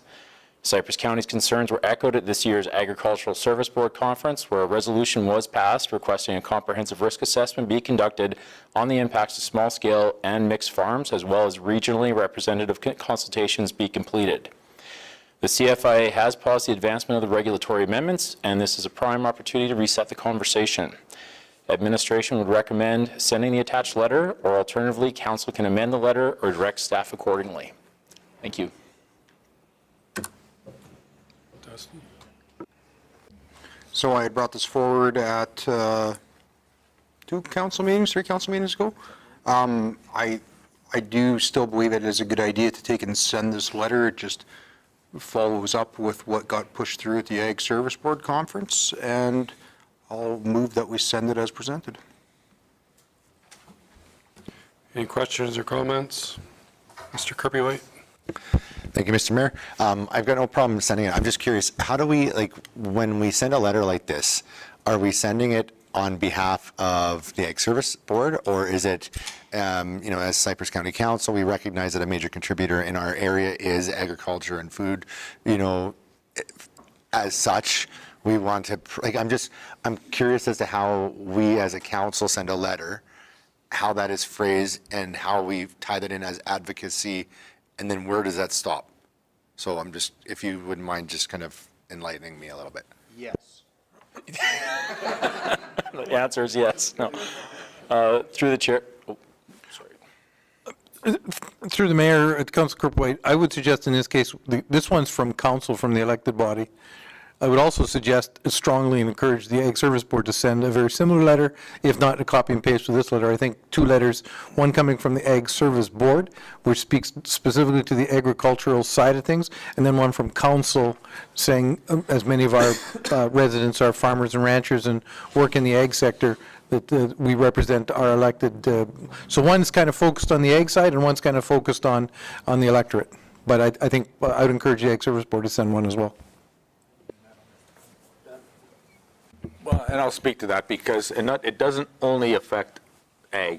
It actually, if you read it, it affects everybody, whether you own a horse, a dog, a cat, a chicken, whatever. So coming from both sides, whether it's council that represents all taxpayers or whatever, and Ag Service Board, representing the ag, I totally agree with that 100%. And we'll be doing that. We have a meeting on Thursday, so. Well, I feel better that the ag's backing it up. That's. I suppose that for me, it's just, I try, when we do something like this, I want to, in my head, understand like what other groups could potentially be coming to council. And it's one thing to send a letter, but does it actually carry anything? You're an elected body in a rural municipality that's writing a letter on behalf of, but, is it, if we write the letter, that's cool. Are we supporting or tying in or, working together with the Cattlemen's Association? I'm just, from an advocacy point, I don't know that municipal governments have a lot of punch in this. And so I'm just kind of curious as to if it's just coming from us or if there's more to it, and then how do we sustain this with other sectors too? I'm not against, what we're trying to do. I think that it's great. It's just I'm trying to sort things out in my head on that. Mr. Hawk? Robin? Your mic's not on. It affects us all. I mean, we're doing it as a council for our ratepayers, and it affects our ratepayers deeply. And yes, as an elected official, we got to step forward and write a letter. It goes to the minister, it goes to the ag minister. It's moving stuff forward. just to, say how, I don't know where you're trying to get at with all your. Well, would we write a letter for the Potato Growers Association? Maybe if we have to, if we got a bunch of potato growers here. But we got a bunch of ag people where this really affects. Livestock producers, ag, hogs, everybody. So we're doing it, and they're our ratepayers. So I mean, yes, I think as council at times we got to step up and write letters to support their concerns to our elected officials above us. Dustin? I think when we take and write letters like this as council, it reaffirms what's already being written by both our provincial ASB, our local ASB, our Canadian Cattlemen's Association, the Alberta Beef Producer, the Association of Saskatchewan Cattlemen. It's all, the same message is very profound and in unity across the board. So when it does take and get pushed forward to the federal government, it goes, hey, you guys, look, the producers are pissed. There's all these people backing up showing that they're upset with these incoming changes. This has merit. We need to revisit it. And through the mayor, I guess to all of council, I would also suggest there are 3 members of council that will be attending the Federation of Canadian Municipalities in June. As this is a federal issue, I would suggest that if any of those 3 councils are interested in a resolution, I'm not even familiar with the resolution and how FCM manages resolutions and how we even would get one on the floor. But I would certainly suggest that there would be a mayor pitch session. There always is at FCM, and questions could be asked directly of somebody from the federal government. But a resolution also, if you could get a resolution on the floor, I just don't know that process, and maybe Councillor Kerpwhite knows that process to get a resolution on the floor. But the rural caucus should be all over this. So FCM is really an opportunity this time to have this question directed to the federal government. Okay, that's something that can come up in the future. Right now, we have the motion on the floor for the letter. Is there any more questions on the letter or comments? Not seeing any. Vote.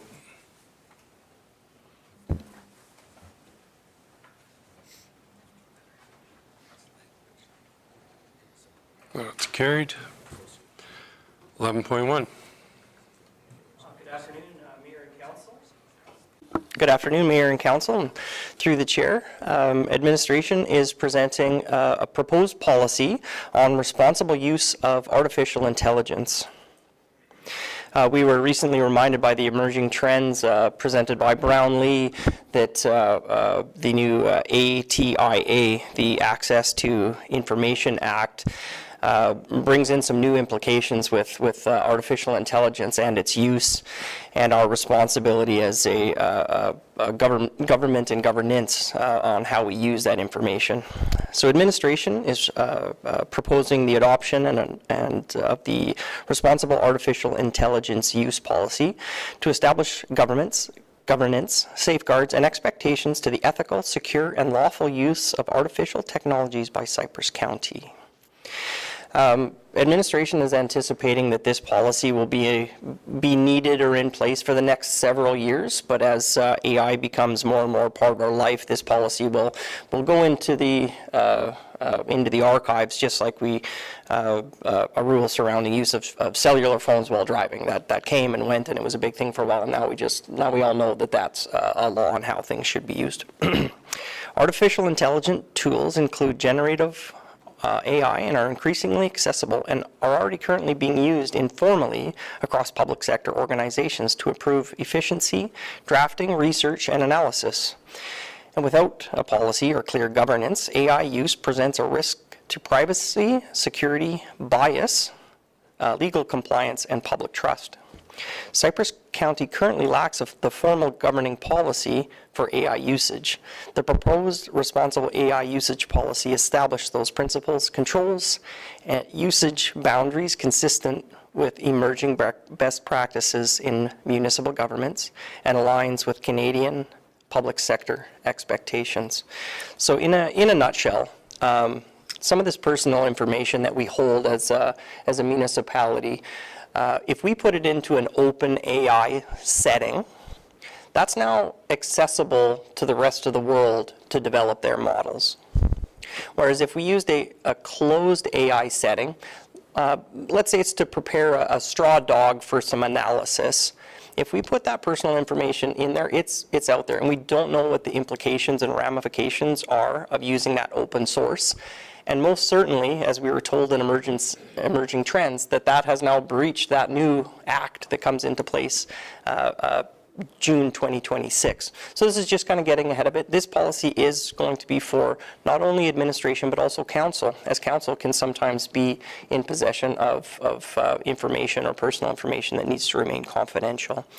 And through that, basically, through our manager of IT, they can start to vet and approve what types of uses. So this policy is to get a little bit ahead of the curve and not get ourselves into a bind of having information out in the ether that should not be. Administration's recommendation is that council adopt policy ADM-1, responsible usage to provide governance and safeguards with clear guidance while allowing controller responsible innovation.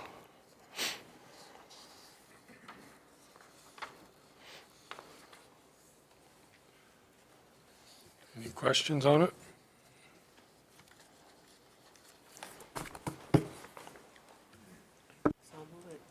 Michelle's moving it. Something that's needed, so vote.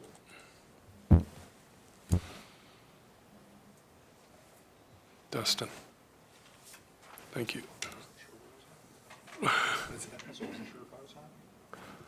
That's carried. 11.2. Thank you, Mr. Chairman, and through the mayor and to the rest of council. Cypress County administration is bringing forward a derelict tax recovery property proposal. Administration is seeking direction from council on how to proceed with 2 tax recovery properties. Administration is proposing taking ownership of the properties and taking steps to reclaim the properties for the sole purpose of reducing public safety risk and potential liability exposure to those risks. Perhaps Manager of Legislative Services, perhaps we could, yeah, thank you. You read my mind. So the first property is in Hilda. The existing building is currently vacant. It's currently unsecured. It's quite derelict meaning beyond repair or beyond the cost of repairing it will not surpass its value after it's repaired, and it's considered unsafe. Administration has recently received reports of youth playing in and around the structures as well, as it is currently unsecured. The second property, if we scroll down one more page, it's in Schuler.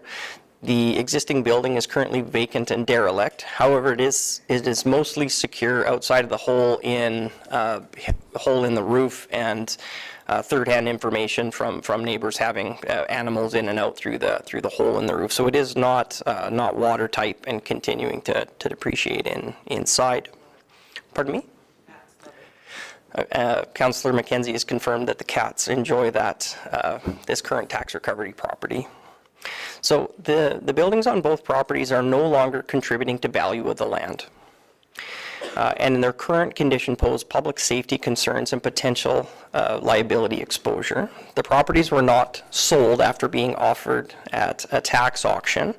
Once the properties are offered at tax auction, the municipality may become owner of the property if we notify land titles to issue a title in the municipality's name.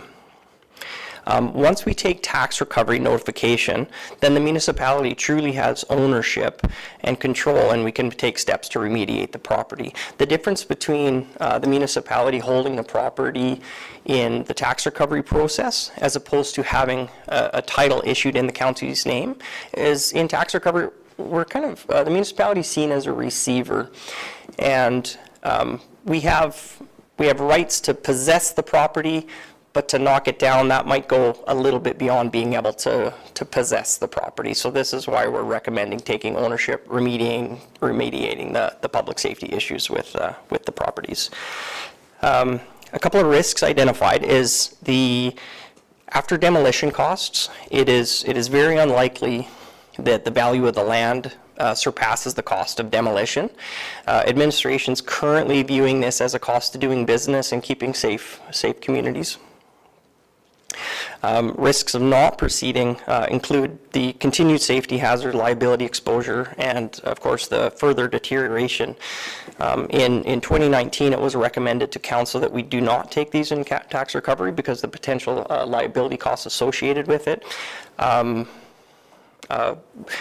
Based off the time, that was probably good information given to council. However, it didn't go administration's way how they thought it would, and there's been further deterioration and, of course, now increased costs to remediate.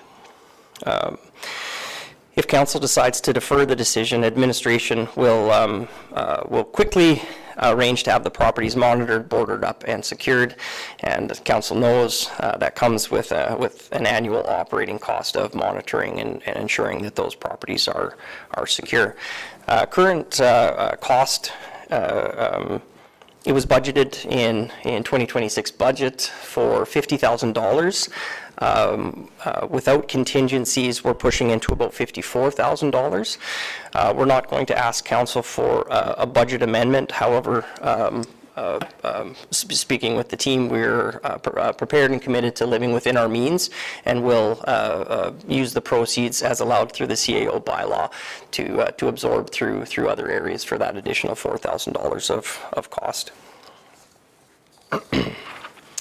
And reference to the strategic plan through regional leadership, remediating the derelict property aligns with council's expectations of the unsightly bylaw, 2015-21, and it shows leadership through our action.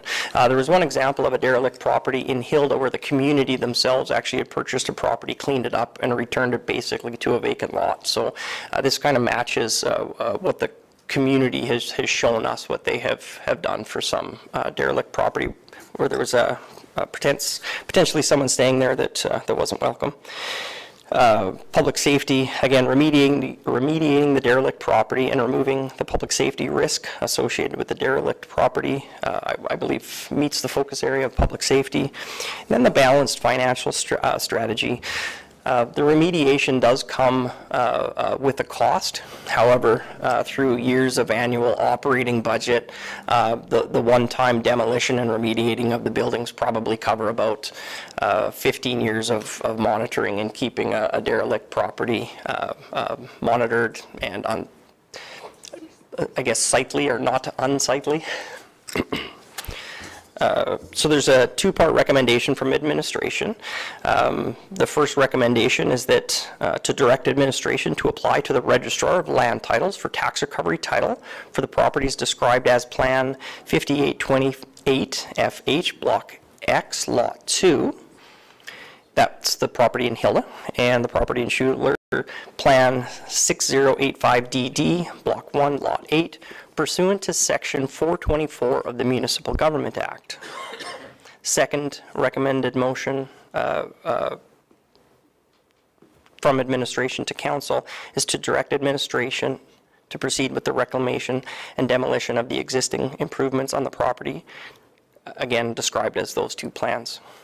Now the difference of directing administration to demolish the properties is because we would see those properties, if we took ownership, we would see those as assets, and to dispose of assets needs council's blessing. So that's why that particular piece is in front of council for their decision today.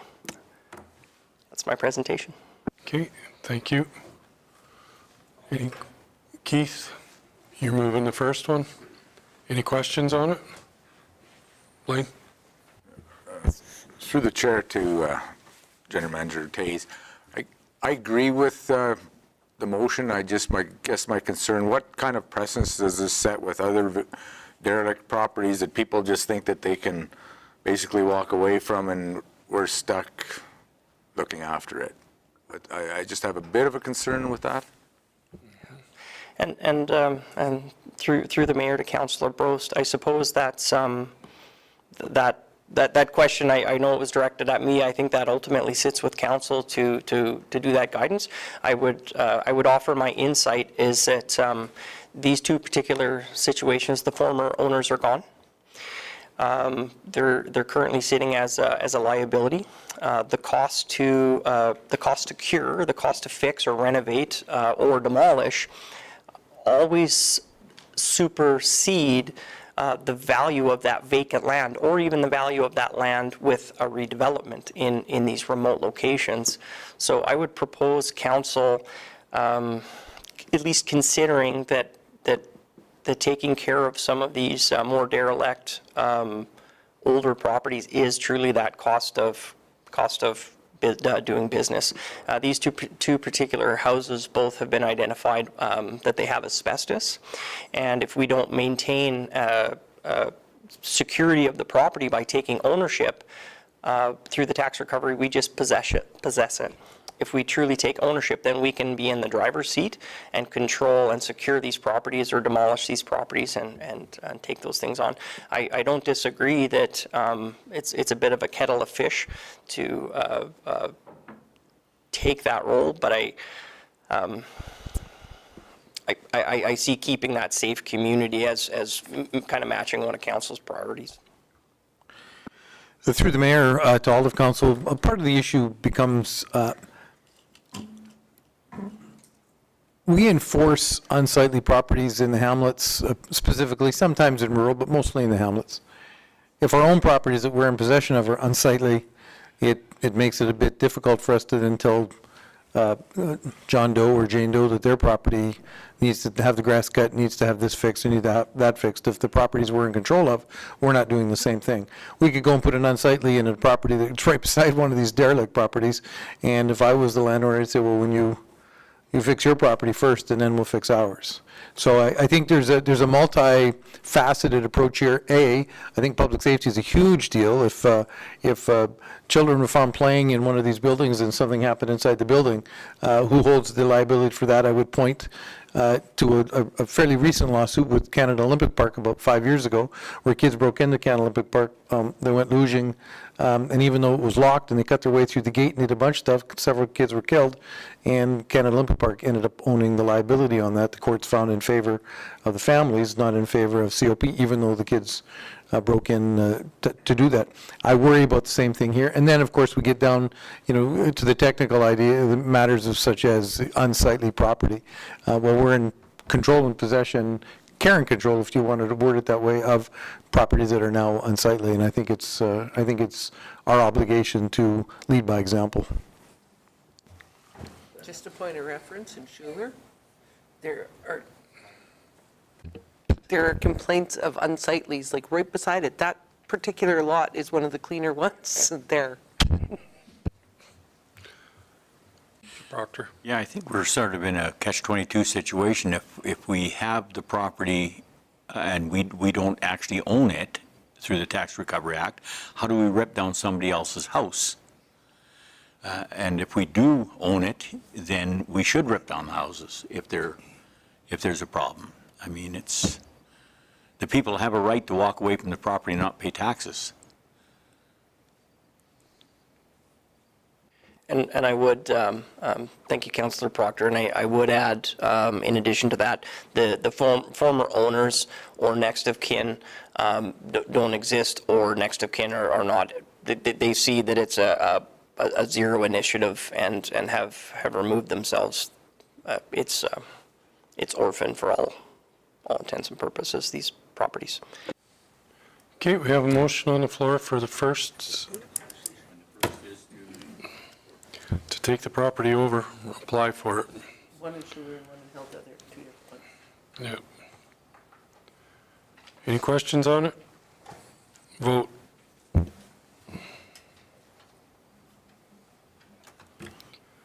Okay, I'm looking for a motion on the second one to do the reclamation and demolition of Lloyd is making that. Any questions on it? Vote.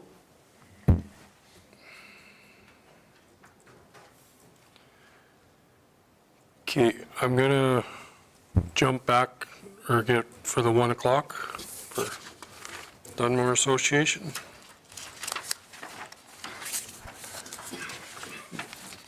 Come up and turn the mic on there and then just state your name for the record, please.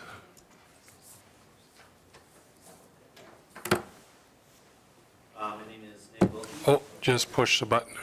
There you go. My name is Nick Wilkie. I'm with the Dunmore Community Association, and I'll be presenting for the pump track and pickleball court. The pump track, I'll put it here, it's easier to see.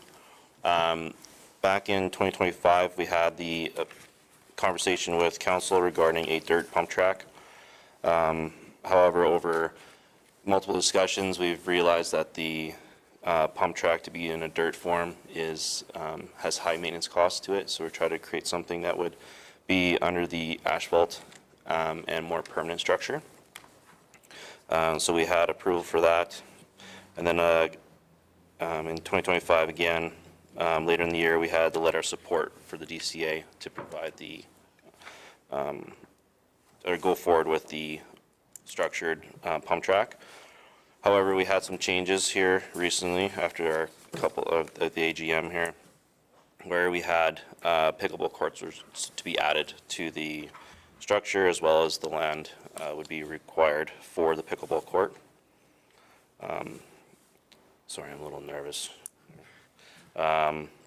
Since the overwhelming costs of the dirt structure, we have gone to a company out of BC that will design the course for us and provide the needed equipment and the engineering to provide a pump track that is can be used by all ages, and you can also use not only bikes, but it's going to be for scooters, skateboards, and rollerblades, and just kind of help bring the health of the community together.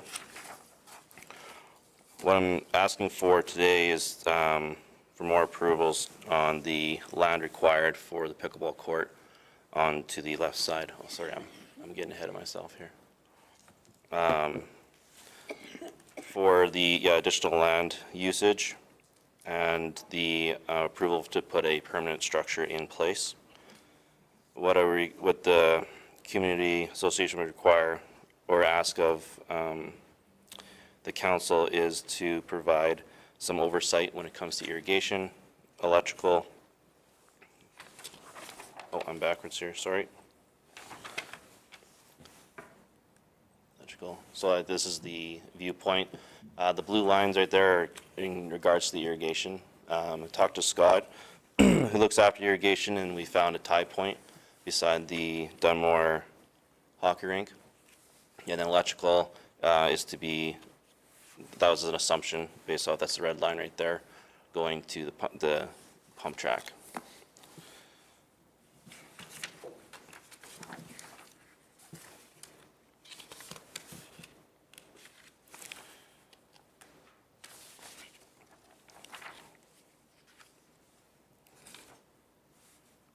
So with the addition of the pickleball court on the left side there, we require another 60 feet by 40 feet structure to be inside, and that would be solid concrete with a 12-foot high fence all around with privacy screening to eliminate the wind, as well as a tree belt to go onto the southwest corner. The rest of the pump track will be fenced as well, and that's to provide a safety aspect for kids and for drivers off of 7th Ave.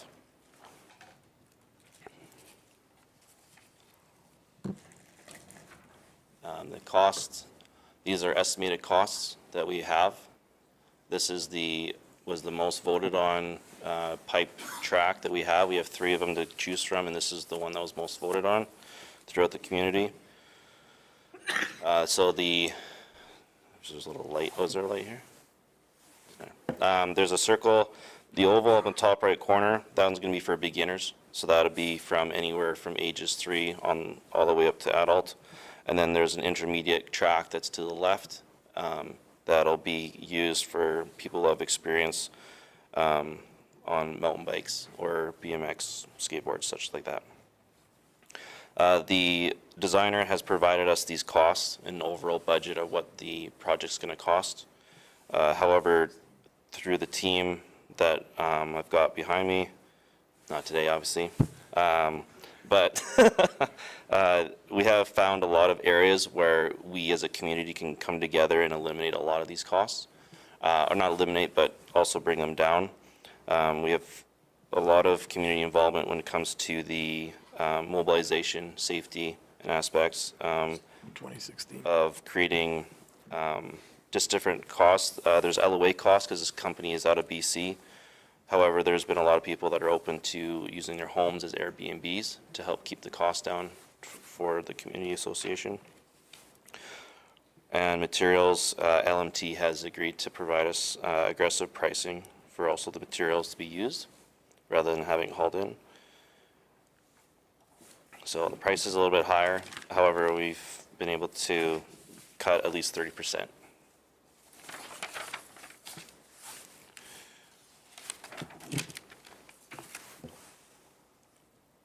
The pickleball court, these are also just estimations based off of another company that did it in Airdrie.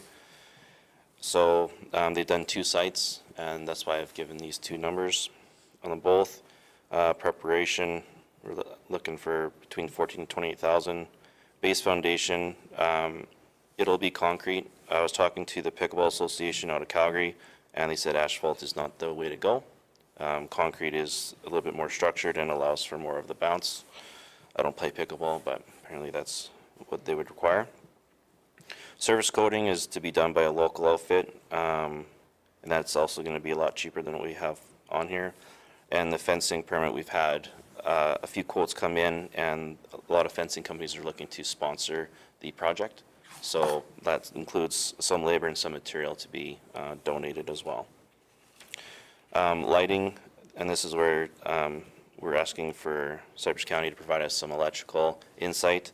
The lighting aspect is to put lighting so you can play pickleball or be on the pump track after dark. Obviously with our restraints when it comes to power in that area, based off of the hockey rink, there are some issues prior, so we need to look at if we need to bring in underground electrical to that area, or do we do the solar route, which can also change a lot of our pricing onto these sheets as well.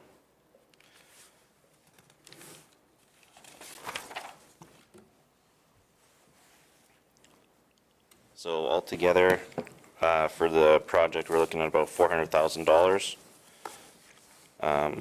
This is how we're going to achieve it. We're going to seek donations from local companies for materials and equipment, which we have been and are continuing to pry the doors open for community involvement.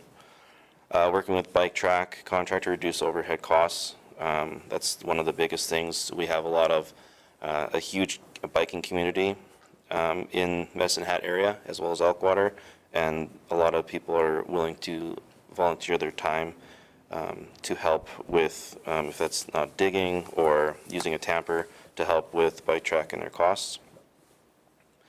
Actively seeking local businesses, naming rights, signs facing to the 120. This will be kind of similar to what is on the Dunmore hockey rink as well, where we have the main head sponsors. Logos are on there to help provide marketing value to them, as well as them providing donated materials or labor. And engagement with the local biking community. I've already talked with a lot of communities as well as the businesses that deal with in the biking industry, and we'd be open to providing the pump track for events such as Speed and Style, which allows for local kids to compete for a said trophy.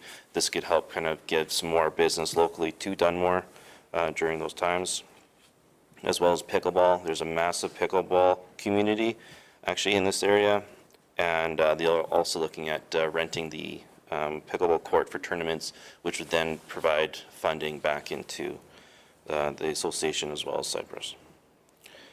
Fundraising activities, kind of spoke on there. Private grant applications. Jody has been a huge part of this whole setup, and she's been helping ourselves with getting the right grants in place. And the EFEP grant application, we've already applied for that. Unfortunately, oh, not this one, sorry, the Blue Cross one we applied for, we have not received due to the application being set for a different event. However, we're chasing other grants to help with the cost of the project.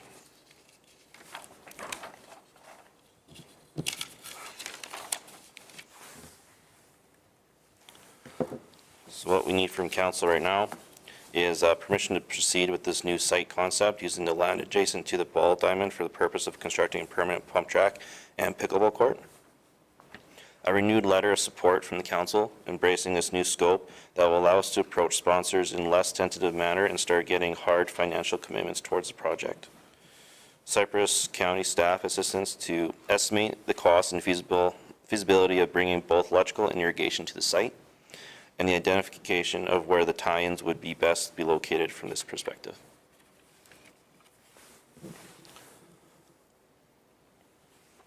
And yeah, we appreciate your help and assistance in this project. Hey. You're done.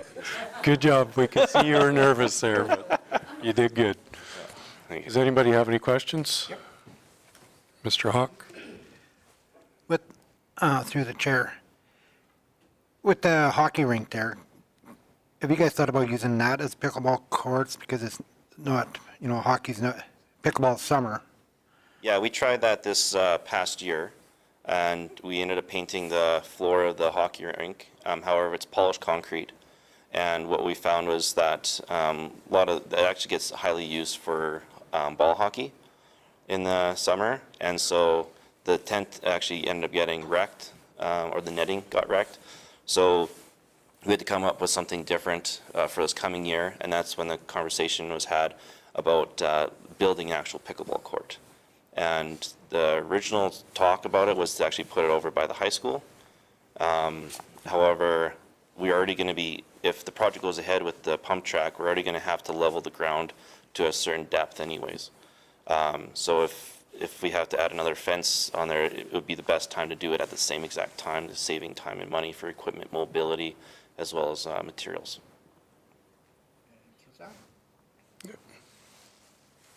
Mr. Kirby-Waite? Leslie, do you mind just going back to the proposed kind of the picture, the map there where it was going to go? Yeah, right there, yeah. Is the intent to utilize the parking lot that's over by the hockey arena, or is there going to be parking that's going to be on the south side of that service So there's road? currently parking on the south, or southeast corner right there. It's at the end of the parking lot. It's at the end of the parking lot. You'll actually see a little outline, yeah, where people have done donuts. Yeah. That is where the parking, there's an existing parking lot there currently. So we'd utilize that area so that people who wanted to use it can park there and then get out. Yeah. We, up in Martinsville, they did a paved pump track like this, and it's amazing how busy that stays. Have there been conversations with, I guess, planning with regards to, having lighting is good, but with lighting also comes additional traffic at later hours. Has there been conversations with regards to kind of hours of operation so that we don't end up running into issues with residents that are complaining about kids being out there at 2 in the morning? Yeah, we've got very similar to what we have in the Dunmore hockey rink, where we have a timed delay. So anything after that, the power is completely off. So I think it's 10 o'clock. We actually changed the Dunmore hockey rink to 10:30 now, but we have to utilize under our electrical code in Canada, we have to do dark skies lighting, so you can't have any light pollution going up, has to be down only. So with that, the lights that have proposed will have dim lighting outward, so it won't be shining into oncoming traffic on the highway as well as on the housing area. And if so, there's also shrouds we can place on to direct the light a bit more, but also with that, the lighting, to have a curfew.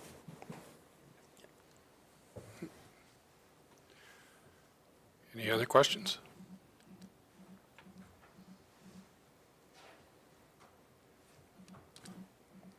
Guess not. Thank you for presenting to us today. We'll talk about it later on and Okay, get back to you on it. all right. Thank you.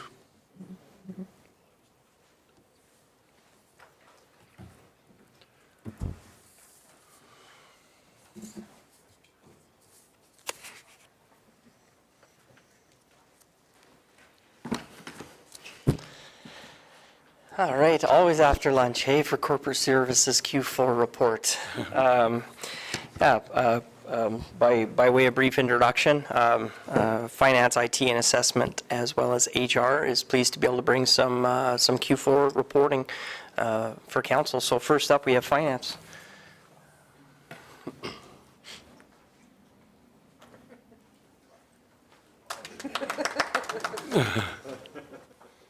Golf claps are accepted. All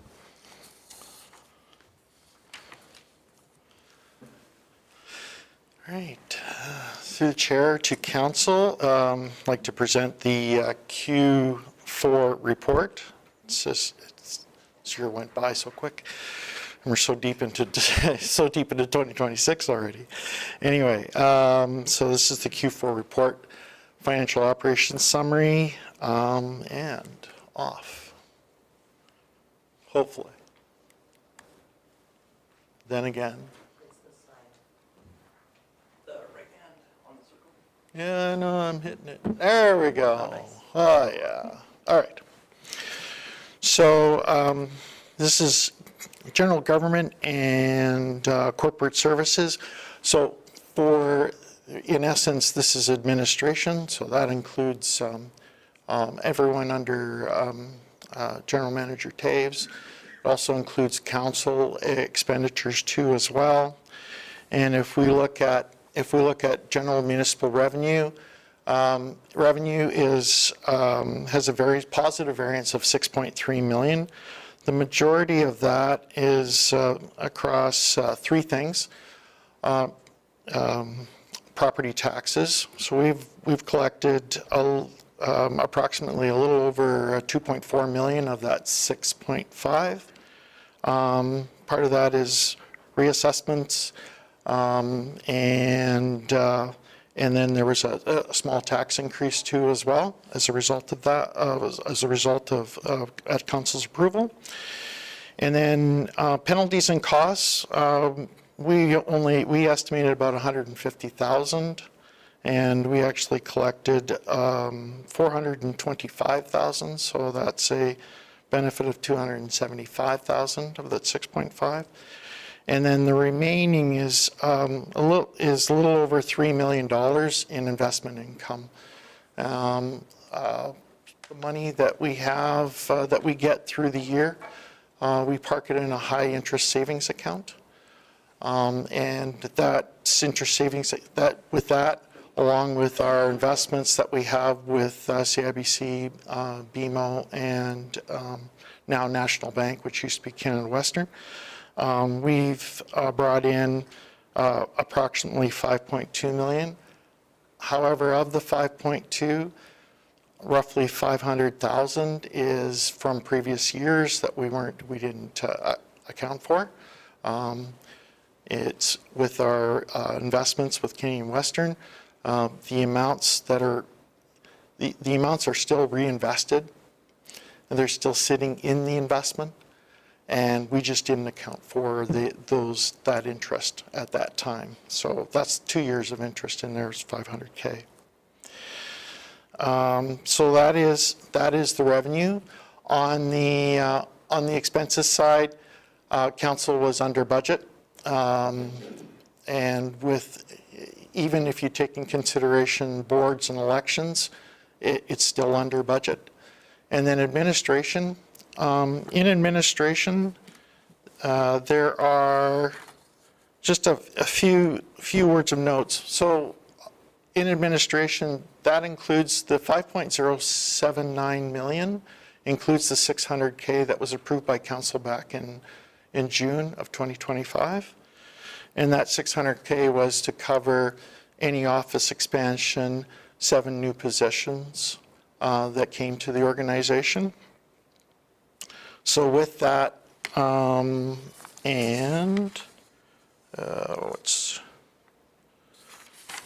sorry.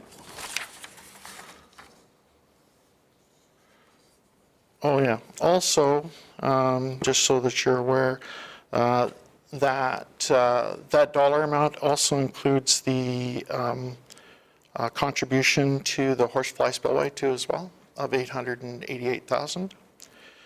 And so for the most part, we're still anticipating some costs associated with the office expansion. And so that's not accounted for in these numbers. We're still getting the invoices in with regards to that. So that will show up in the financial statements at the end of the year. And that is general government and corporate services. Any questions to that? Anybody have any questions? Mr. Hawk. Through the chair, it's on the next slide under investment performance. Or am I getting ahead of myself? Yeah, so investments are a little later in the presentation. We'll talk about that. I'll talk to them. Okay, all right, cool. Any other questions regarding general government and corporate services? Okay. I'll try to move this quickly then. Under community services, if you look at the revenue side, the one thing that sticks out is fire, and that's the majority of that $577,000 is related to $443,000 for wildfire operations in July of this year. Yeah, that's the biggest one. The other one that's it's minor, but it's $15K. We've collected $14,667 in fines from the province. We had budgeted $30,000. So that's the reason why emergency management and bylaw is so low. And then ag, little over, and that is based on some grants that we received through the year. And on the expense side, looking at expenditures, generally the fire operations, it's over budget because of wildfire operations, plus other training activities that they've been doing throughout 2025. And if we look at municipal services, we did have a contracted person for about approximately 4 or 5 months for health and safety, and so there's a little bump in that.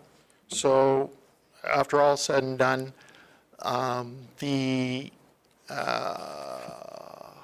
where is it? Yeah, protective fire family. It's in there somewhere. Anyway, oh yeah. So it's sorry. It's in that emergency management bylaw and health and safety line. So we are under budget in total with respect to that, pluses and minuses. And then emergency management, we were $60,000 under. So what we had in contracted services was made up in an offset of being $60,000 under in emergency services. And then we have approximately $17,000 in FCSS contributions to private organizations. However, that's offset by a grant that we received from the province. And yeah,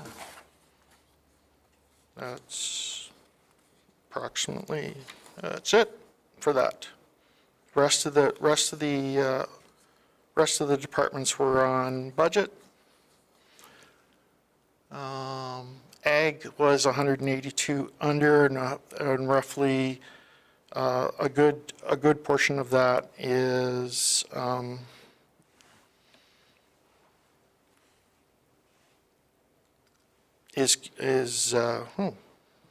sorry, my notes are wrong. Apologize for that. Oh, majority of that is rec board contributions. It's slightly under. And that's it for community services. Any questions? Not so far. Okay, lovely. Planning and intergovernmental.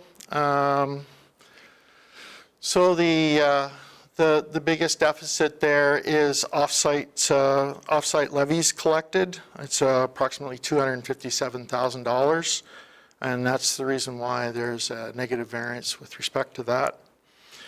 And then if you go into the expenditures, significant variance with respect to planning and development. Part of that is part of the salary was covered under the admin area when we added the general manager of planning and intergovernmental. Part of that is a vacant position too as well for most of 2025. And then approximately, because we didn't do as much planning activity and we weren't collecting a pile of offsites, we have a $163,000 positive variance with respect to contracted services. And then with the offsites, not collecting as much in offsites, it's roughly the expenditure of, we were anticipating putting in $406,000 into reserves, but actually that's going to be about $280,000 less.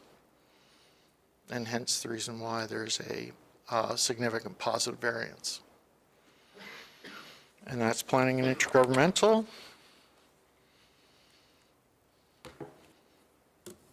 Operations.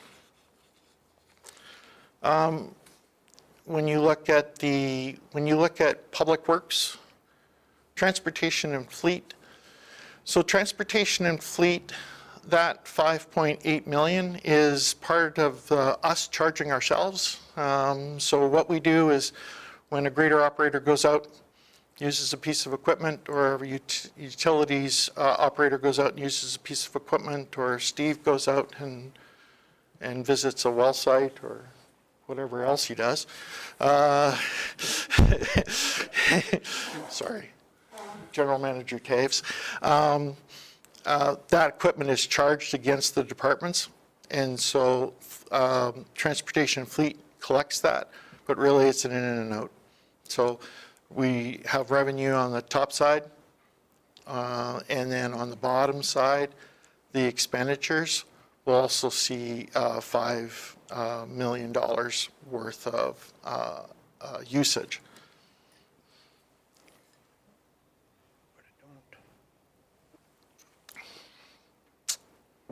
With respect to water, we actually did very well. Our forecast was pretty good. We had more water used, and so therefore we collected 133,000 more than anticipated. Sewer, same thing, 24,000, and solid waste, 6,000. On the expense side, a lot of public works has that those costs associated with equipment rental, and that's the 2.5 million. So that's the majority of that 2.5 million that is a negative variance. Transportation and fleet, 434,000, and that is a good portion of that is related to parts and labor. Parts is quite significant. Didn't anticipate the price increases regards to the fixing of vehicles, that kind of thing. Quite a few numbers with respect to like, for example, picking up Public Works fleets parts is $115,000 over. Public Works equipment fuel, $102,000 over. So that factors in into those numbers too as well. And then under water, so we're over budget in water, and two main factors with respect to that.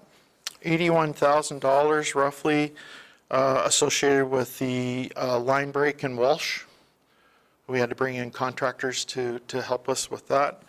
And then another line break with Desert Bloom.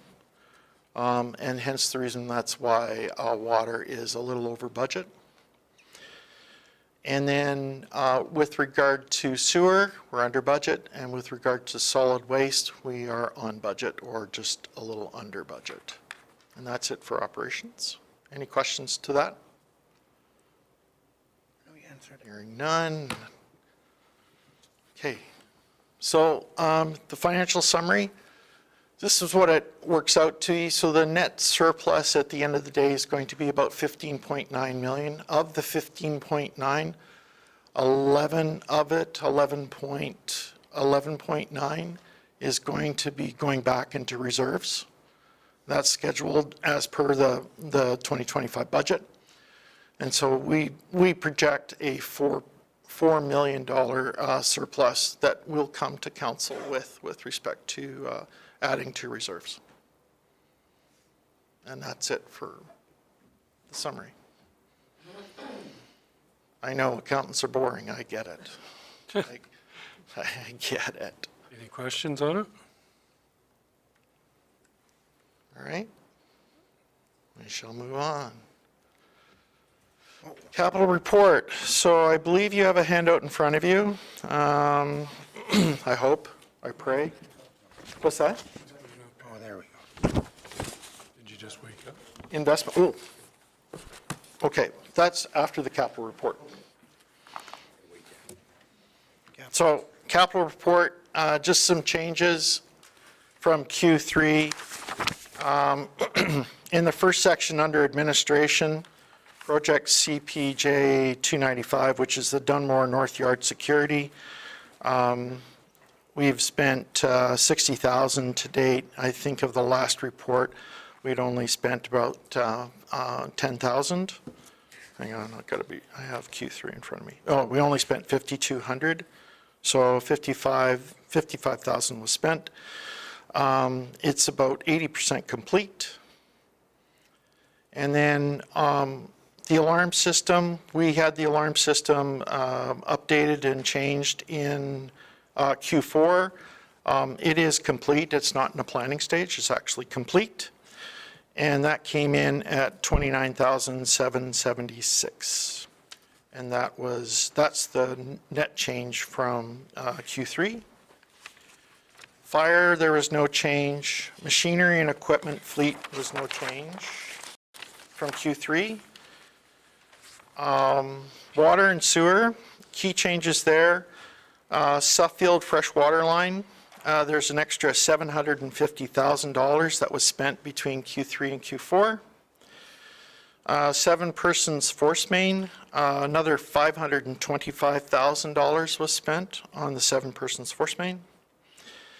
And on Irvin Avenue, water and sewer replacement, an additional $41,000 was spent on that particular project.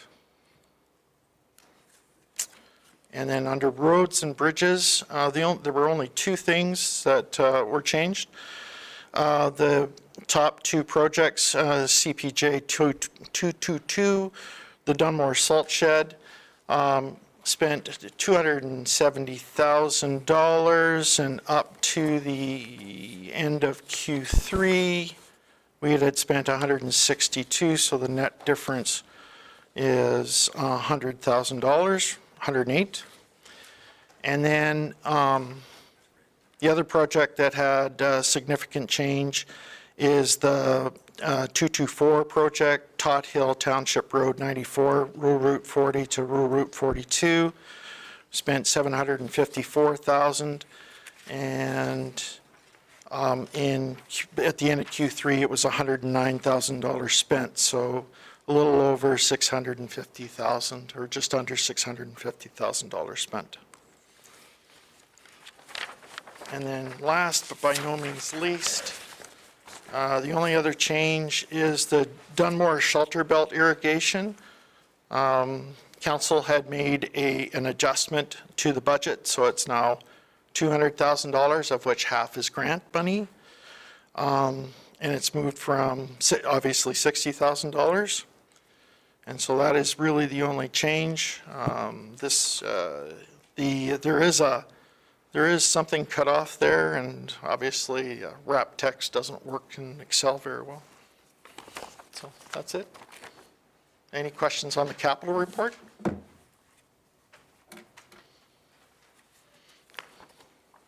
I'm now scared. Financial activities. All right. So investment performance, this is Q4 up to, obviously up as of December 31st. Interest earned $3.138 million. That's strictly on our investments. Market value is $113.9 million, and book value is $114.5. We anticipate market changes. Everything is invested, and it is principal protected. So even though it looks like market value is lower than book value, it is principal protected, and it's just a market value with respect to the investments on the day. That's where I have my question. The Simple Mind needs some changed here, because on interest earned, to me, when I look at it, Q1, we only earned not under $500,000, but Q4, we earned 3.1. But that's total, doesn't show, and it's saying that to me, when I look at it, that's how much we earned just in Q4, in Q3. Yeah, sorry. So if we could have just what it earned each quarter and then total. Because right, when I look at it, maybe I'm wrong, to me, when I look at it, Q4 earned 3.1, Q3, just in that quarter, earned 1.8. But if you add all that up, that's 3, 4, 5. Yeah. So. Is that right? Yeah, no, sorry. Through the chair to Councillor Hawk. I wish it was that way. Unfortunately, it's not. So the 3.1 million is the total amount for the year. The 1.835 is the total amount earned up to the end of September. The 1.152 is up to the end of June 30th, and the 0.46 or 460,000 is the amount earned up to that date. The net difference between Q3 and Q4 is roughly 1.3 million, and so that's what we earned in Q4. Yeah, but to me, when you look at it, it says interest earned, Q4, we earned 3.13 just in that quarter. And I apologize for that through the chair to Councillor Hawk. Yes, but that is a total year number, and it's a total number. I know that, guys, but when you look at it, I'm just saying we should have a column for total. Q1, Q2 total, Q3 total, Q4 total. Would it help you if it said cumulative interest earned? Yep. Yes. There. I'm just saying if you look at it. One word. Yeah. Through the chair, changes will be made. Through the mayor to all of council, aside from the display graphics, we should applaud our finance department for moving our money around in a way that at the end of the year, we've got 3 $3.1 million of nothing but interest. That gives council freedom for many things. I'm struck as I obviously see these numbers on a daily basis, but, when you see them cumulatively, aside from the additional revenue, which is $3.1 million as part of it, our staff found a way to operate $2.25 million under budget. So I think there's, I take my hat off to every one of the managers and the people in this organization who on a daily basis look for ways that we can work effectively and efficiently, and I think these numbers bear that out. To have $11 million surplus, 7 of which has already been, through the budget, been put into surplus, and council will have another $4 million to determine what they would like to do with it, whether it's to go back in reserves or to be used for something else. I just want to applaud all my staff for their diligence in the budget, and to Steve and to Paul in terms of the moving the money. Paul, who does the most of it, earned us $3.138 million in 2025. So thank you. Good job.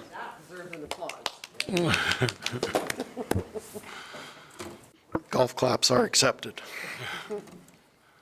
Good thing we got 2 doors for you to get through, right? Yeah, no, my head's big enough already. All right.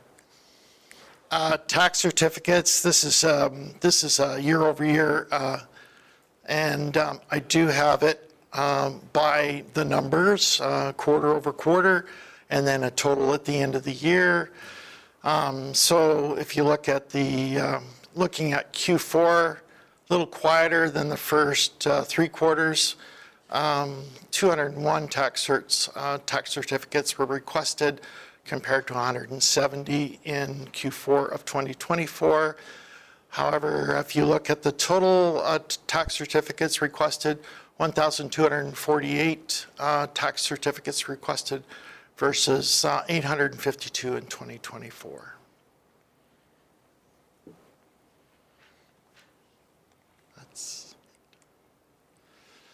And then financial statistics, oh my gosh.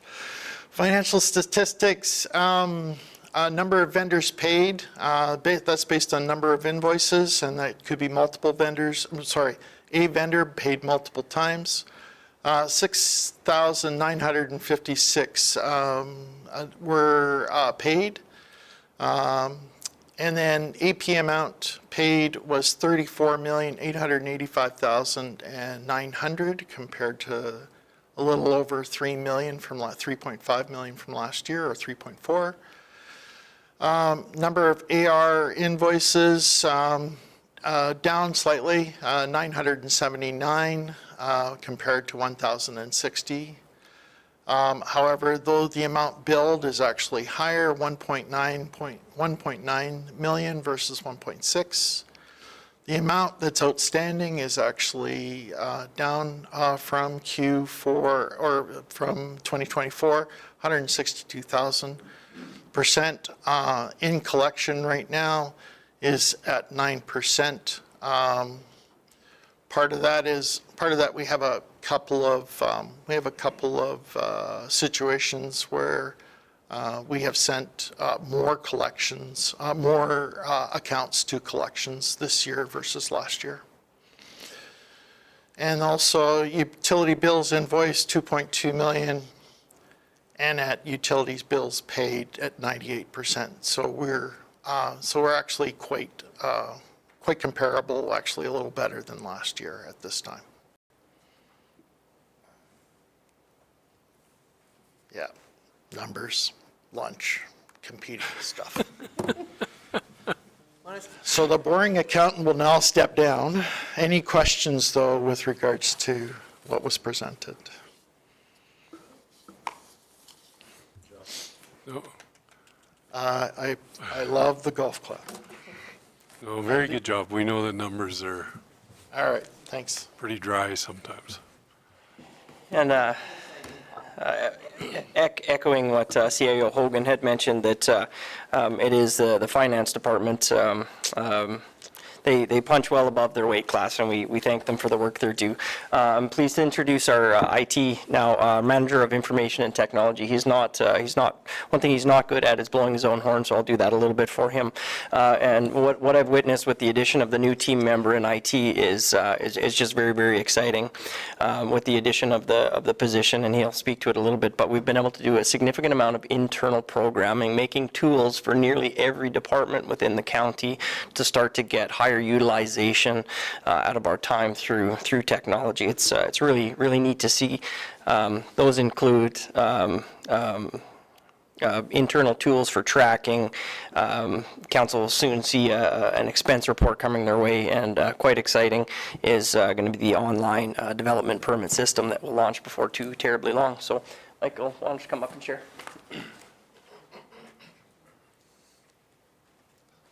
Yes, good afternoon, everyone. So coming up for our 2026 projects, one of them being our storage drive replacements, and that is the replacement of our file server drives. We use roughly about 10 to 18 terabytes of drives on across multiple servers, and they do anything from host all of our files to contain backups of all of our servers and everything running. So it's quite important that we every 5 years kind of do a big replacement on them before they have any sort of catastrophic failure in the future. Okay. Another one being our water utility plant workstation replacements this year.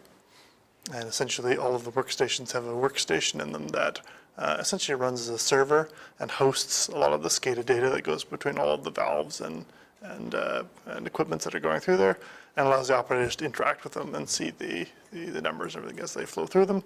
And as they run generally 24/7, it's important that we get newer and good workstations for each one.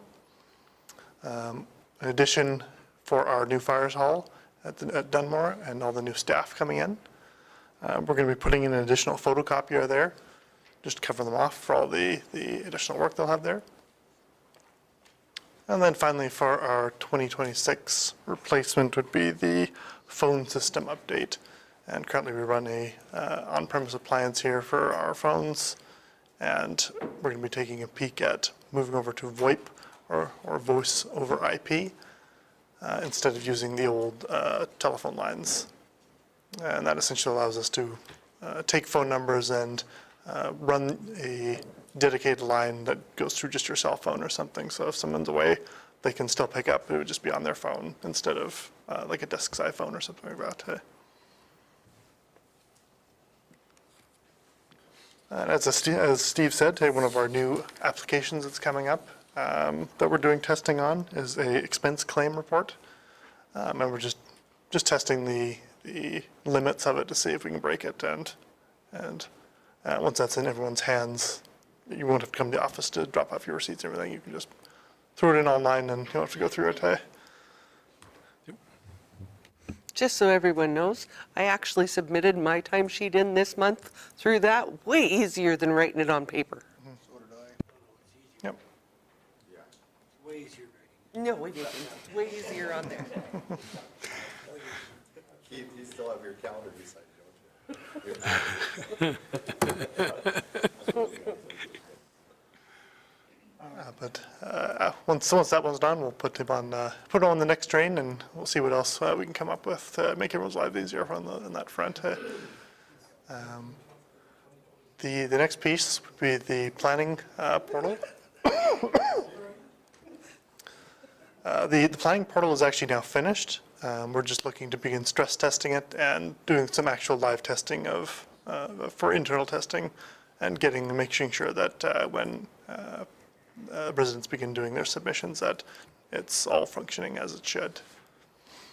And one thing that's coming through from last year is just our continuation into a cloud-based document management. Just a site to kind of host the forms and stuff. For example, the council expense claim is part of all that system. And we've just kind of put a hold on that until our new records management manager comes in place, and they'll help us kind of build our records retentions up and just an overall better structure for document management. And it also helps with our ATIA and our POPA in how all the information will be stored and be able to be reclaimed from that system. Yeah, is there any more questions on any of that?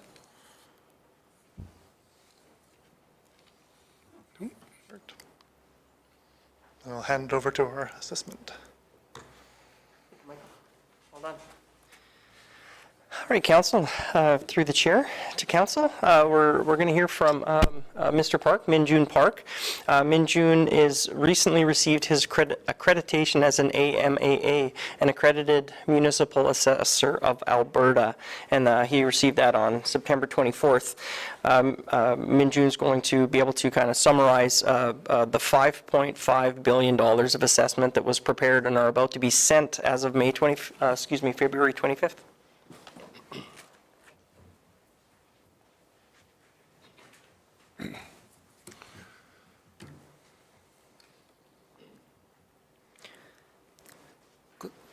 Good afternoon, Council, and thank you through the chair for providing this opportunity to share this fourth quarter report on behalf of the assessment team today.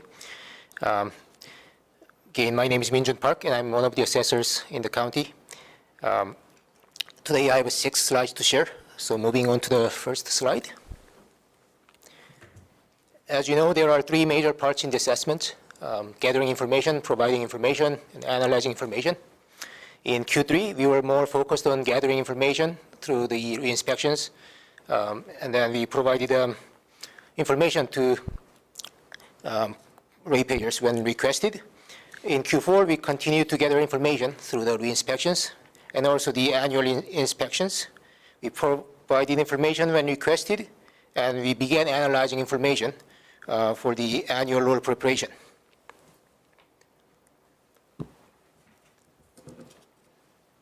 So here's an overview of 2025 re-inspections.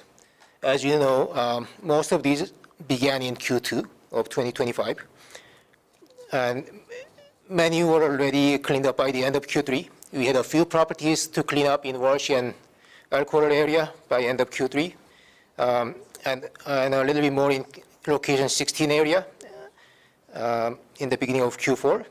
So we inspected about 90 more properties in Q4, leaving only 13% remaining in location 16 to be completed by end of Q4.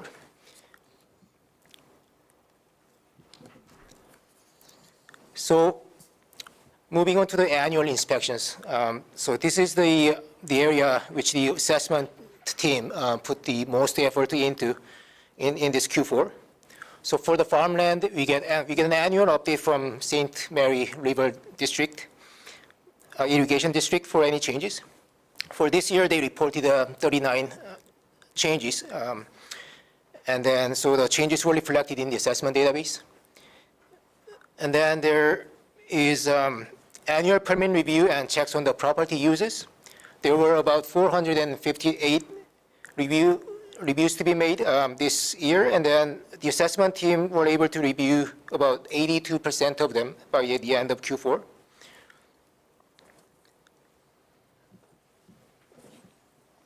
So, and there was CFB, subfield field inspections. As you may know, the entire base is approximately 660,000 acres, and the entire parcel is registered as a parcel in the land title. But we have it broken down into 35 accounts for convenience of assessment, and then there is also large stone sites that are about 232 accounts. So normally we get an annual update for the properties from the field officers, and we also try to make the on-site visit each year. So in October of 2025, we toured some key areas, and since then we have been having ongoing discussions with those field officers about the assessments about these field properties. And then there is a designated industrial properties. In Cypress County, there are about 775 DI properties that were to be reviewed this year, and about 73% was completed by the end of Q4. So to give you a bit of background, all property owners of these DI properties are required to submit an annual request for information survey to us. And then once we receive them, we do review every single submitted RFIs. And then we do reach out to the company representatives if we require any clarifications. And we also try to make the site visits for the ones that further verifications are required. Maybe I can just jump in and talk to PILT for a second. Sure. Yeah. Sorry, I didn't mean to take away your steam, and you're all on point and probably had everything perfectly planned. But Council, I'd like to just take a brief opportunity to talk about payment in lieu of taxes. So payment in lieu of taxes, it's equivalent to what we know as grants in place of taxes from the province. So the federal government, they don't pay taxes. We don't tax other levels of government. So we go through a PILT process. The federal process of PILT, or payment in lieu of taxes, has an employee from Public Works Canada that's called the PILT officer. So basically, as assessors would normally prepare their property assessments and deliver it to the residents, and then the residents would be subject to the complaint period, a PILT officer basically makes recommendations to the minister for the minister's approval. So basically, what Mr. Park was describing was the working with the PILT officer in the process of, for lack of a better term, coming to the top of my head, convince them that the numbers we're supplying them are correct. Now, we all know about, or may not know, but you will soon, Cold Lake and the federal government have been going through a complaint process for going on 12 or 14 years, and it's kind of surrounding a differences of opinion from assessment preparation in Alberta versus what the PILT officers have been recommending to the minister. I was fortunate enough to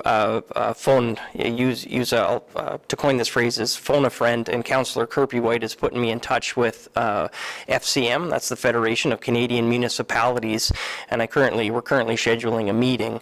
FCM, Federation of Canadian Municipalities, has recently registered as an inconvener status into some of these proceedings. So no pun intended, but the jury's out on that. But the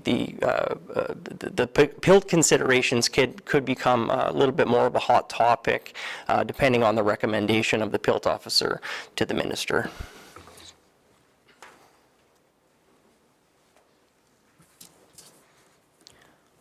No, thank you, General Manager Daves, for summarizing that.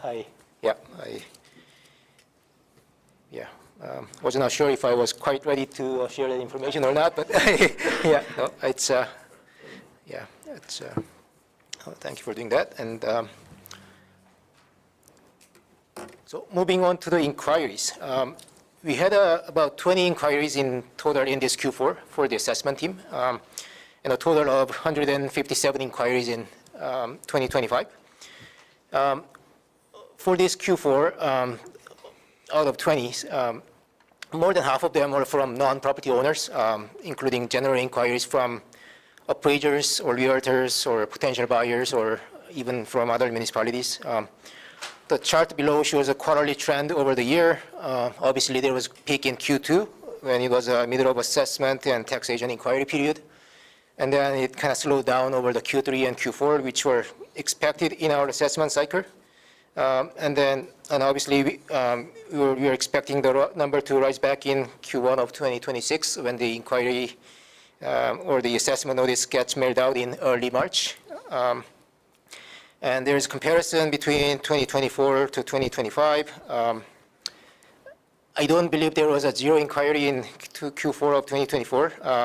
Obviously, we started tracking better number of inquiries starting 2025.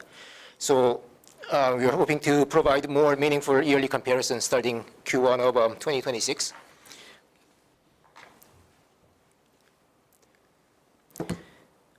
Speaking of the analysis, so each month, the land title transfers are imported, and 179 transfers were imported into the assessment database in Q4. prior to the annual analysis, all sales data were cleaned up, making sure that no arm's length sales or no extreme outliers are to be included in the analysis. We mainly use 3 years of goods sales from the valuation date. The valuation date of the coming year's assessment is July 1st of 2025. So what it means is that any goods sales from July 1st of 2022 to June 30th of 2025 were used in the analysis.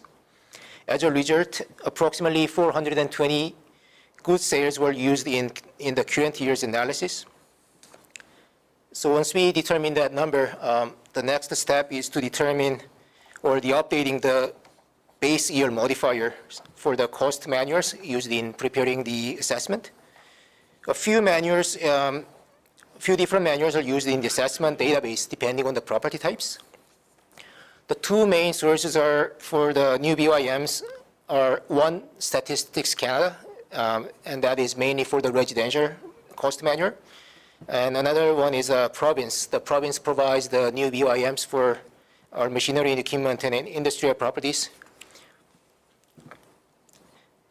And because the sales inventory covers up to 3 years of historical sales as of the valuation date, all sales used in the analysis are to be time adjusted to that date, to the valuation date. And the results are shared with the province's auditors for the quality assurance purposes. And the final step of the analysis is conducting the land and improvement analysis to adjust the assessment to meet the quality standards set out in MGA and related regulation. And we were still in the process of finalizing these rates by the end of Q4. That being said, here is our tentative 2025 assessment year market and location changes. Tentative meaning obviously it's not the final figures, but the final assessment changes should not differ drastically from this. The table provides a general idea of a median assessment changes to expect for the coming year. Both rural residential and Hamlin residential show average or median changes closer to 5.5%. This map on the right side shows how the assessment department breaks down break down the market locations within the county. This map and the 3 years of sales data that are used in our analysis are also available for public to view from the Cypress County Assessment Department website under the main folder. And that was the end of the 2025 Q4 report from the Assessment Department. Thank you for listening. Anybody have any questions? Congratulations on your qualifications for assessor. Thank you.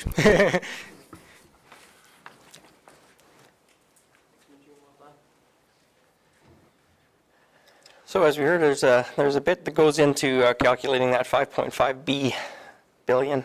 Next up, we have HR. I'd like to introduce you to Mrs. Fauché, Kelly Fauché. She's our manager of HR. Kelly had joined us on January 12th of this year. Quite impressive. She's hit the ground running. It's been very impressive. So Kelly is my observation is Kelly's a very thoughtful problem solver, strategic thinker, and truly enjoys helping other. And I would just say, don't mistake kindness for weakness.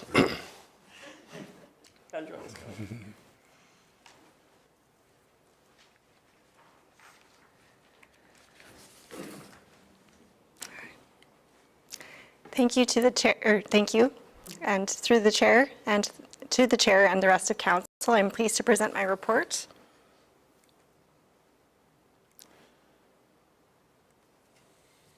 Okay, so although I initially joined Cypress County in January, I can report that in Q4 we posted 4 positions that generated strong interest, as you can see from the number of applicants.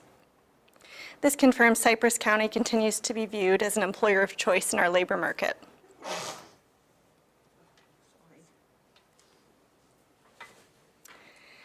And since beginning in my role in January 12th, I have completed an initial 30-day assessment of our overall human resources environment. And this review allowed me to identify several immediate opportunities and to outline some priorities for the 2026 year.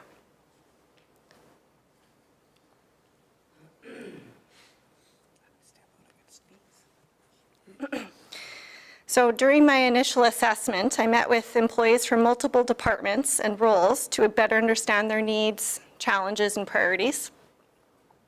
I reviewed available documentation, templates, internal directives, and observed how key human resource processes currently operate, from hiring and onboarding to performance management, learning and development, legislative compliance, illness and injury management, compensation, and workforce and succession planning practices at the county. This process helped reveal what is working well and where improvements can strengthen support for both employees and the county's leaders here at Cypress County.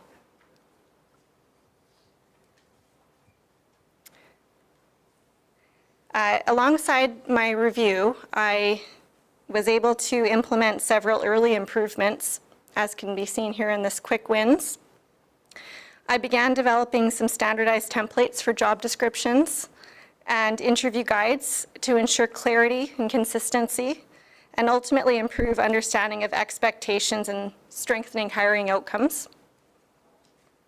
I also created some updated employment contract templates to more clearly outline terms and conditions for employees. Interviews began for those 4 vacancies that we had posted.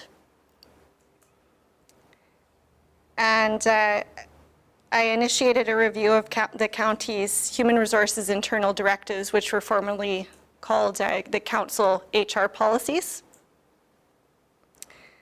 And I identified areas where updates were needed. Additionally, I collaborated with IT to start designing some automated workflows in SharePoint, which were aimed at significantly reducing our administrative workload. So instead of emailing chains back and forth to get information and distribute information to various employees, staff complete streamlined online forms, for example, when hiring a new employee, which automatically routes the information to the various departments that need it. So it's reducing the amount of emails going back and forth and just saving our employees a lot of time. We also applied for a Canada Summer Jobs Grant, which will reimburse 50% of student wages. And one of the student hires will support digitizing employee files, which will significantly reduce administrative time for printing, scanning, and filing documents for employee files, minimizing the risk of misfiled records, and improving accessibility by shifting away from paper-based processes. So instead of finding a certain document for a certain employee by leafing through employee files, we'll be able to find it right away with ease. Based on the 30-day review, we've identified 4 key priorities for 2026. The first one here is an upgrade in our HR system. I call it a Human Resources Information System, or an HRIS. Although there's some upfront investment, the long-term return on investment for this is substantial. A modern HRIS can provide live employee data and automate tasks related to scheduling, monitoring balances for employees, payroll, benefits administration, and reporting. This will not reduce staffing, but will enable employees to shift away from manual, administratively heavy tasks and focus more fully on delivering quality services.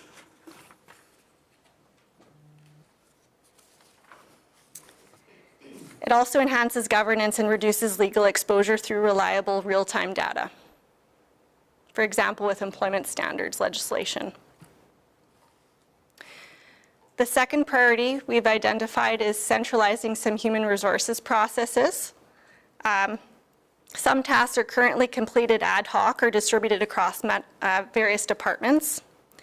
Centralizing these functions will streamline operations, reduce, again, unnecessary administrative burden, and allow departments to devote more time to their core responsibilities. The third priority would be to update our internal HR directives. Again, it's formerly our council HR policies. We want to take a measured approach to this, starting with the high risk or high impact areas.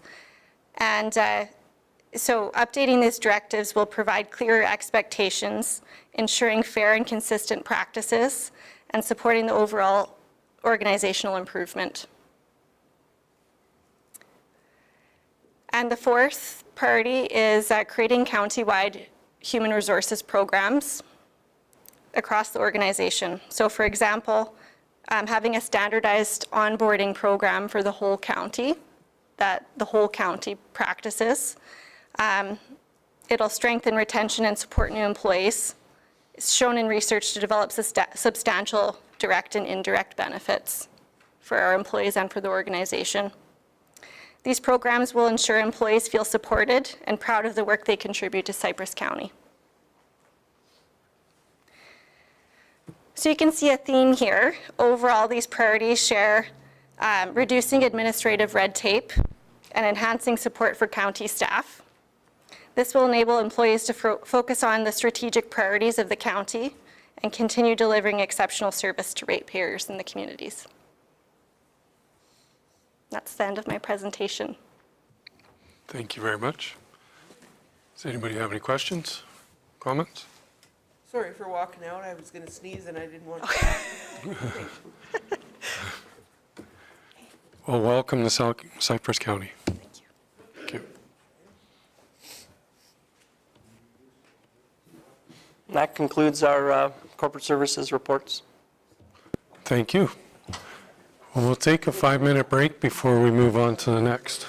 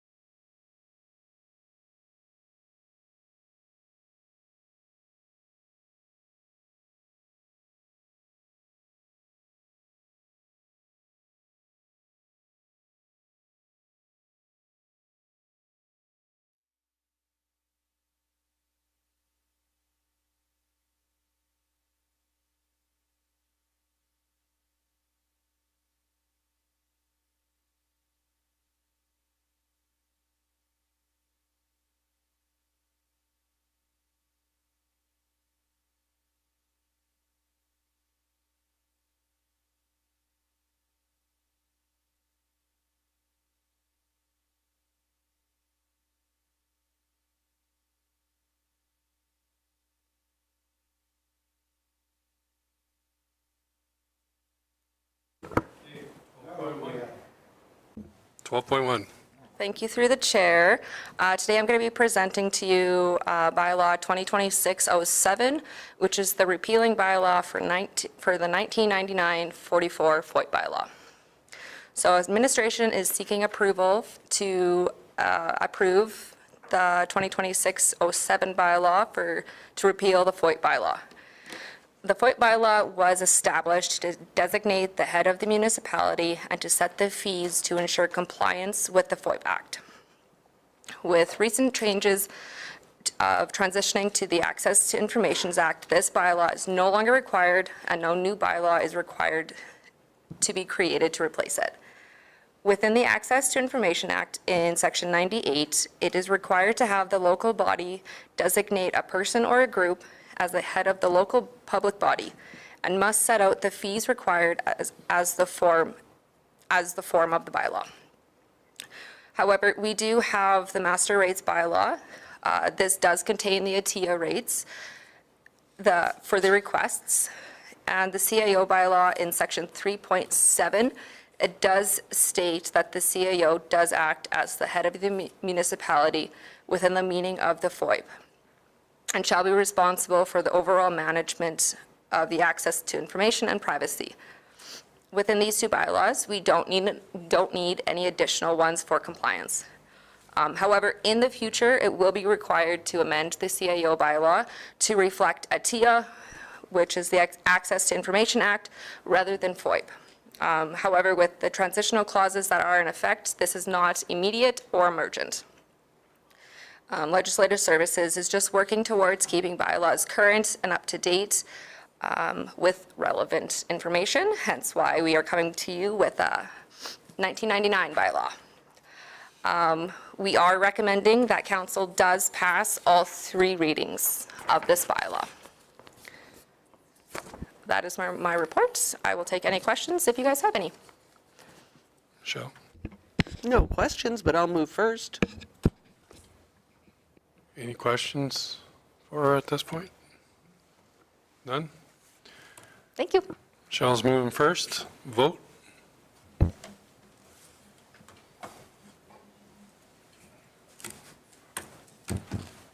That's carried. Keith's moving second. Vote.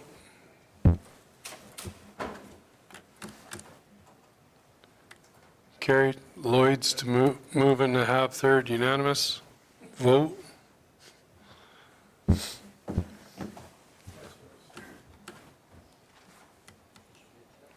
Carried. Shane's moving third.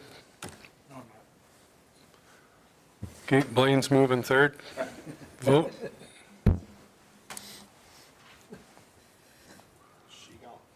She's gone, yeah, that's carried. That one is history.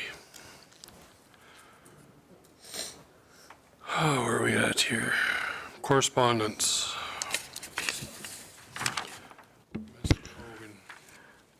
Thank you, Mr. Mayor and members of the council. The only real correspondence I have to speak on today is we have received a request from the Suffield Regional Community Association regarding the Councillor Appreciation Lunch. They did send a menu, and the proposed dates are either March 6th or March 20th. I would recommend March 20th for council. That is 2 days after we come, or yes, we come back from a convention on the Wednesday, and that would be Friday the 20th. The 6th is a big week. There is a council meeting on the Tuesday, strategic planning on the Wednesday and Thursday. So I would recommend the 20th, but it's up to council. Suffield Regional Community Association does this annually. Last year, I think we had fish and chips, if memory serves me correct. It's a good time. They do a great job out there. We're really proud of Suffield Community Association in our municipality. Okay. Well, I'm not turning down a steak dinner, and I don't care if it's the 6th or the 20th. I'll go to either one of them. I'll go with the 20th. I'll move for the 20th. 20th? Okay. Everybody's good with the 20th?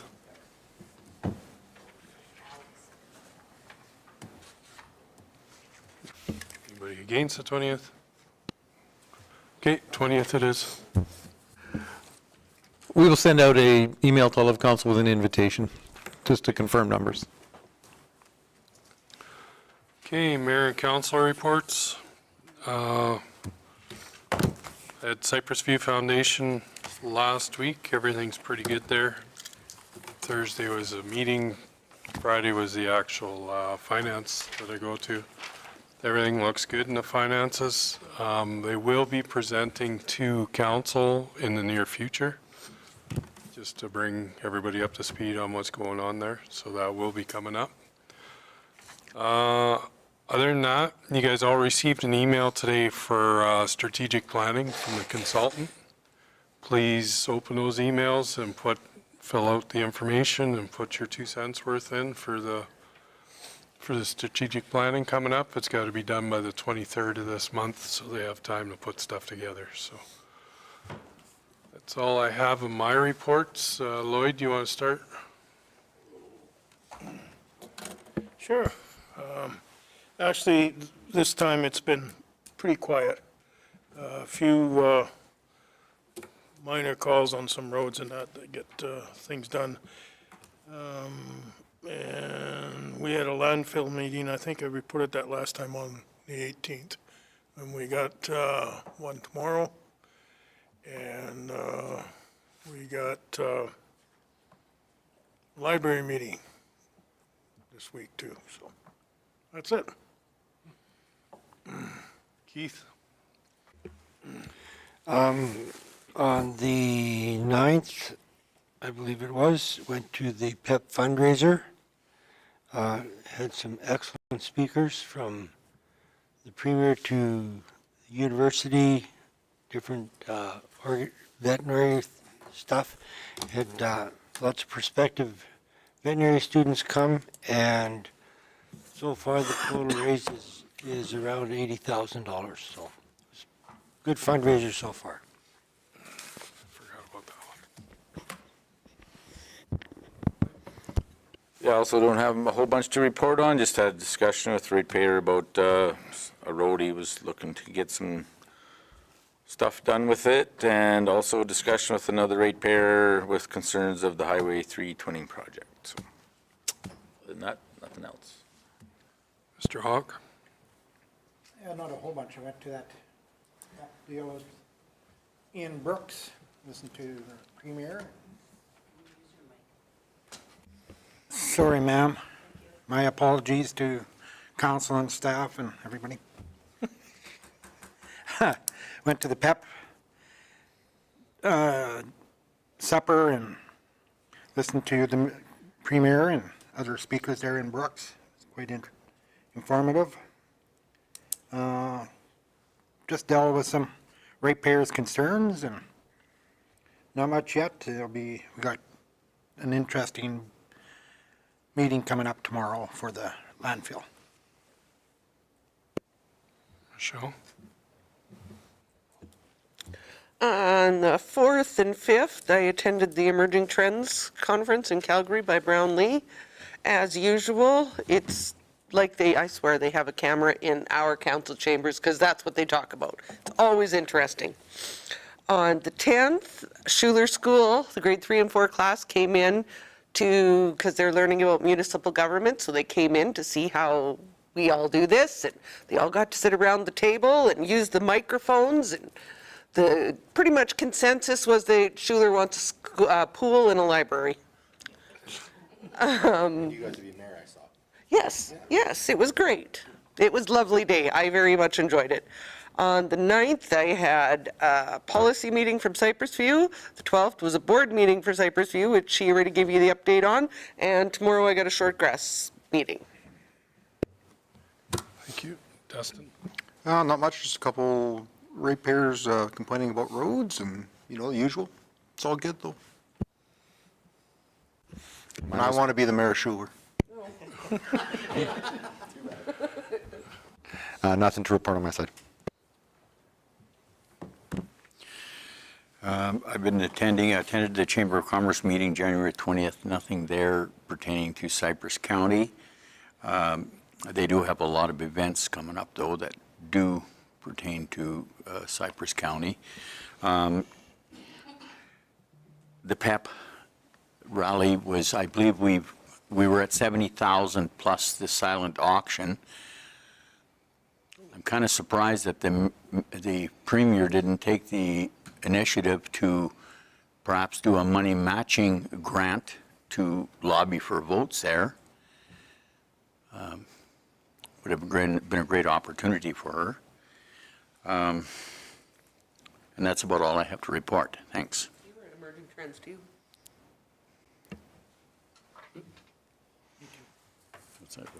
Forgot the emerging trends. Yes.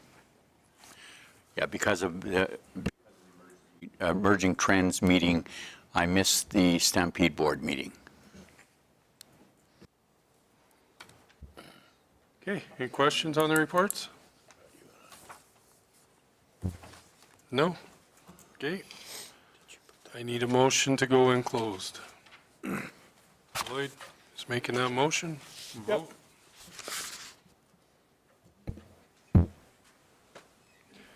Thank you. Bye, Anna. Yeah.